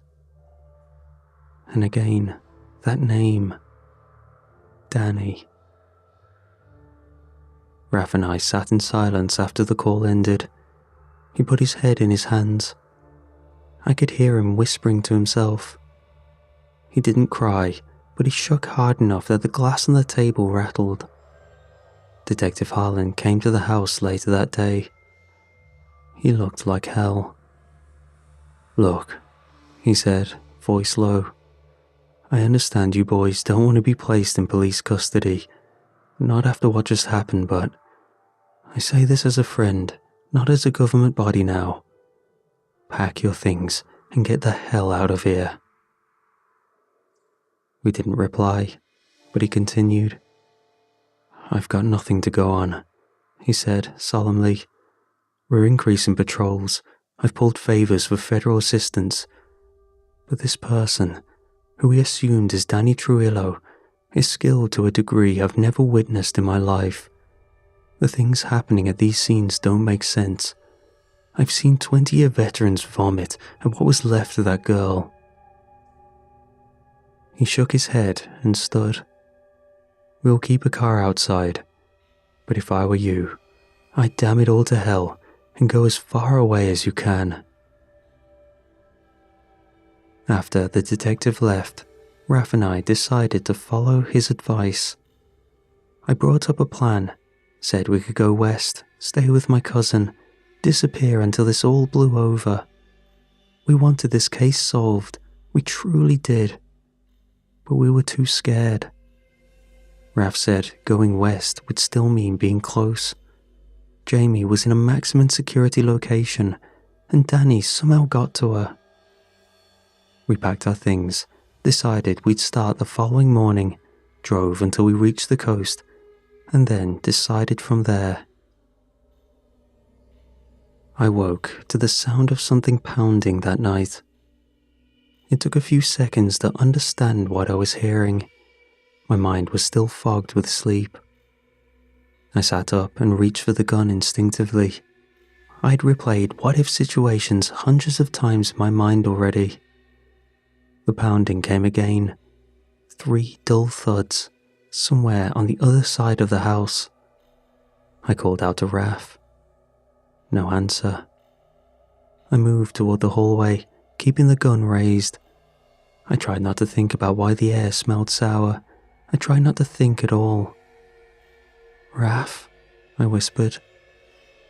Still nothing. I reached the door to the guest room and stood outside it. I could hear something moving on the other side. A wet dragging sound, like wet meat pulled across the wood floor. My fingers closed around the doorknob. I turned it and pushed. The door opened slowly, hinges creaking loudly. The smell hit me first, rot and bile. The room was dim. The blackout curtains kept most of the light out, but there was enough from the hallway to make out shapes. Raf was on the bed, or what was left of him. His body was bent in half, his spine cracked backward. One arm had been torn, cleaned off, and tossed against the wall. His jaw hung open from one hinge, the tongue swaying beneath it. It, on the other hand, was hunched over him. The creature looked up when I stepped inside. Its skin was tight and grey, pulled so thin I could see every bone beneath it. Sores ran up its back and neck, leaking a dark yellow fluid that clung in thick strings. Its arms were long, ending in hands that dragged down to the floor, each finger tipped in what looked more like bone than claw. Its chest heaved with uneven, wet breaths. It didn't move. I raised the gun and emptied the clip into its torso. Each shot hit, but it didn't fall or seem fazed at all. It stepped toward me like the bullets had annoyed it. I turned and bolted down the hallway. Behind me, the door exploded. I felt pieces of it bounce off my back. The thing was moving faster now. I could hear its feet slapping the floor. I reached the bedroom, slammed the door, and locked it. I grabbed the dresser and pushed it in front of the frame, then the bookshelf. My breath came too fast. My chest clamped down in waves. I could barely see straight. I dialed 911, but before the operator could even pick up, glass burst behind me in an eruption of sound and wind. It came in all at once, the window imploding inward, spraying shards across the room. Hands grabbed me from behind. One clamped around my wrist, the other gripped my shoulder. The next thing I knew, my feet were off the floor and a voice was barking into my ear. Move. He dragged me through the broken window frame, and I hit the lawn hard. My shoulder slammed into the dirt. I rolled, tasting blood in the back of my throat. Behind us, the bedroom door cracked open. Get up, the man said. He pulled me again. We ran through the yard, past the collapsed garden bed, over the gravel path that tore at my soles. My legs moved on instinct, powered by nothing but fear. I didn't even know what was going on anymore. There was a car parked 2 houses down. We got to it, and the man yanked the door open and shoved me inside before climbing in after me. He started the engine without hesitation. It sputtered and groaned, but it roared to life. We peeled away from the curb. I turned to the man behind the wheel, heart pounding. "What the hell was that thing?" I asked. "And who even are you?" He looked over at me, slowly. His face was worn down to the bone. Deep creases were carved across his cheeks and forehead. His eyes, darker than I remembered anyone's eyes being, watched me for a second longer than felt comfortable. "It's me, Danny," he said. My mind refused to process what he just told me. This man couldn't be the same kid we stuffed into a locker. This man looked like he'd walked through deserts and lived in parking garages. His beard was wild, patchy around the jawline, thick in the middle. His voice carried gravel in every word. "You're Danny Trujillo." He nodded. Before I could respond, he spoke again. "I just want to say, I forgave you," he said, "a long time ago." I wanted to speak, but I let him continue. "I used to lie awake every night," he said. "Back when I lived at home, I used to pray to anything that might have been listening. God, demons, shadows on the ceiling. I didn't care what it was. I just begged for something to take them all away. Everyone who hurt me, my parents, the kids at school, anyone who made me feel smaller than dirt." His hands tightened on the steering wheel. "And one night, after you guys stuffed me in a locker, I was more adamant that something answered than ever before. And something did answer." He stared ahead again, eyes glassy, expression still. He wasn't recalling it like a memory.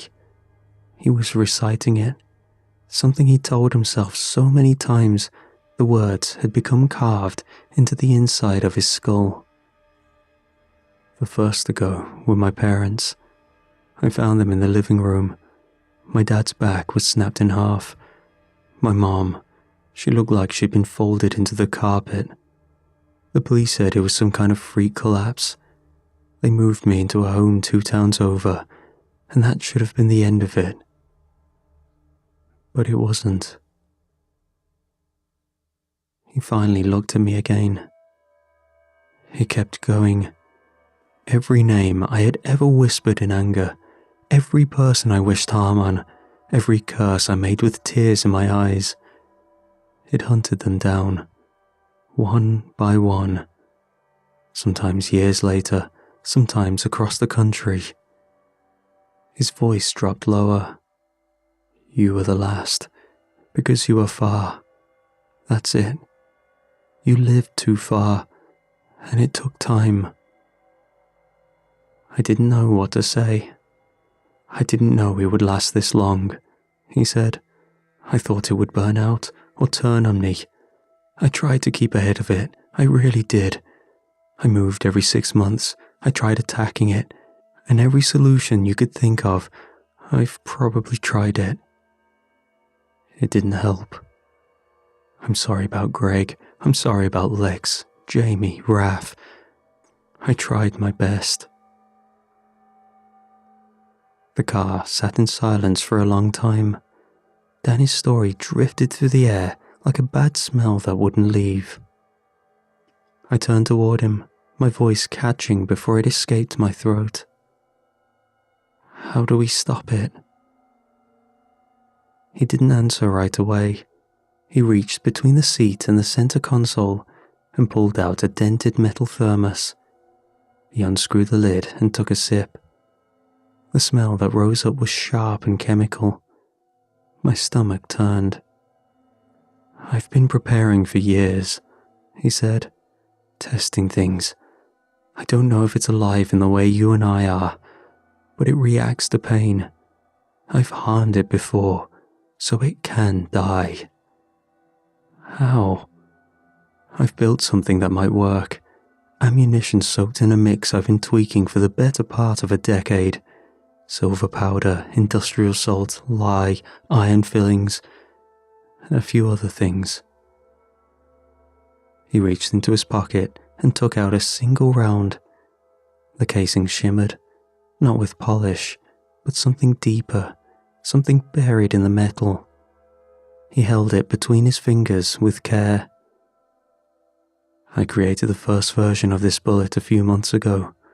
I hit it, and that was the first and only time I've ever heard it make a sound. My throat was dry. How many of those do you have? 3. And that's enough? Maybe. I leaned back, mind racing. Every instinct in me was telling me to run, to take whatever car I could find and disappear into the back roads until the fuel ran out. But there was nowhere left to run. I'd seen what happened to people who tried hiding. "What do you need from me?" I asked. Danny looked over, his voice quieter now. "It needs bait, and you're the last name left." I nodded. There was nothing else to say. We made it to an abandoned house eventually. The porch leaned toward the dirt. We drove in under the moonlight and killed the engine a few hundred feet back to avoid drawing attention. Inside, the house was worse. The walls were covered in pages, scribbled diagrams, symbols, names, ingredients. Half of them I didn't recognize. The other half made my skin itch. There were dozens of shell casings lined up on the cracked bookshelf. A single mattress lay in one corner, soaked through with old sweat.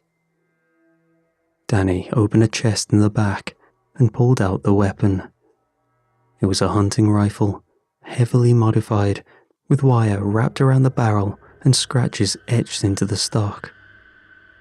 He held it like a man holding a relic, not a tool.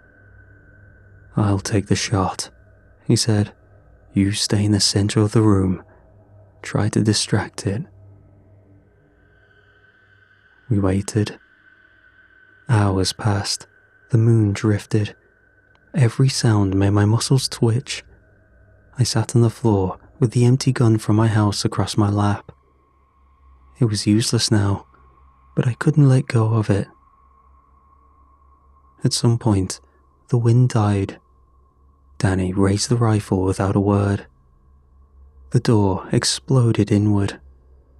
It moved through the door, leaving no trace behind. His chest rose and fell in quick jerks. Pus spilled from the holes in its shoulders. His head tilted as it found me. Danny fired. The creature shrieked. A high, rattling sound cut straight through my brain. It reared back, smoke rising from the impact point. His chest steamed, the flesh there blistered and peeled. It lunged. I ducked behind the table while Danny reloaded. The thing threw the couch aside and slammed its clawed hand into the floor I had been seconds earlier. Wood split open. I rolled and kicked out at its ribs. It didn't flinch. Danny shouted and fired again. This time, it hit the spine. The thing screamed again, louder, and twisted in on itself in midair. His body started to collapse inward. His torso folded over its own shoulders, cracking like ice under pressure. It swung toward Danny. I moved before I could reach him. I grabbed the fire poker from the hearth and jabbed it into the side of its skull. Its head snapped to the side, black ichor spilling around the wound. The stench hit hard. My eyes watered. Danny raised the rifle one last time and fired into its throat. That did it. The body froze. Its limbs trembled, then bent inward, collapsing against its own weight. A low moan echoed through the room. Then it fell apart into ash. I dropped the poker and stood, coughing through the smoke. Danny leaned against the wall, one hand pressed to his ribs. The silence after the creature fell apart pressed on the inside of my skull. My ears rang, not from the volume, but from the vacuum that followed it. Dust drifted through the air where it had been. Danny dropped the rifle and slid down the wall. His knees gave out first, and he ended up sitting on the floor with his back to the crumbling drywall. His breathing was uneven, and he had one arm pressed against his ribs.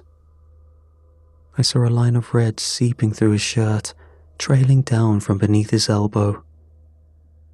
He looked up at me through strands of sweat-drenched hair. "We did it," he said. I nodded. I didn't have anything to say. My throat was raw and my chest ached. Danny motioned for me to come closer. I stepped over to him. He reached behind and pulled out a revolver. He didn't lift it toward me. He held it between his knees.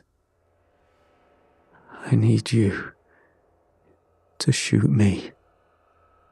I stared at him. "What?"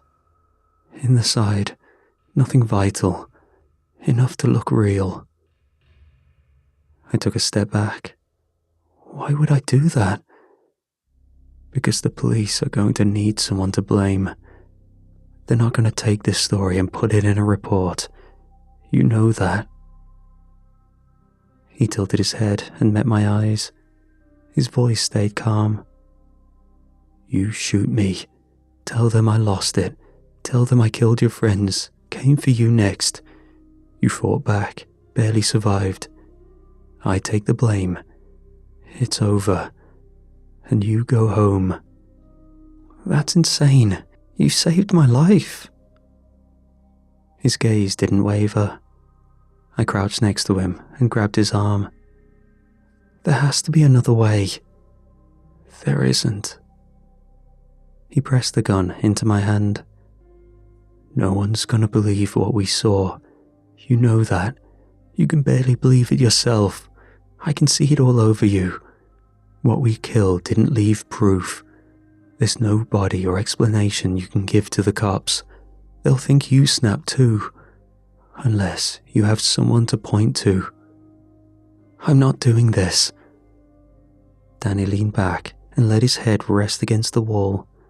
His eyes closed for a moment, then opened again. "If you don't do this, they'll keep digging. You'll end up locked away. Or worse, blamed for it. They already think I'm a ghost. Make it real." I sat there, gripping the revolver, feeling its weight press into my palm. "You don't owe me this," I said. He didn't answer. I raised the gun slowly, hands trembling. I aimed at the soft space below his ribs. "Do it," he said. I pulled the trigger. Danny groaned and slumped sideways, one hand clamping down over the wound. Blood poured between his fingers and darkened his shirt. He didn't scream. He didn't even fall fully. He slid until his shoulders hit the floor, then gave me a small nod. "Call them," he said through his teeth. "Tell them it's over." I did. The sirens reached us 20 minutes later. I stood outside, blood on my shirt, hands raised, gun on the ground. They moved fast, weapons drawn, shouting commands. I gave them the story Danny told me to give. The detective didn't argue. Danny was loaded into an ambulance under heavy restraint. I never saw him again. The press latched onto the narrative. A local tragedy, a case with decades of history. An unstable man, allegedly traumatized by years of bullying, returned to take revenge. Authorities called it a revenge spree rooted in trauma and delusion. The public swallowed it whole. I was left empty and hollow. Everyone that surrounded me was now dead. I spent a few months organizing funerals and accompanying grieving parents and siblings. I would later find out that Danny died in custody, wounds from the bullet I had given him. I wrestled with that for a while. I had killed him twice, the first time in a locker and the second time with a bullet. And I don't know which one I regret more.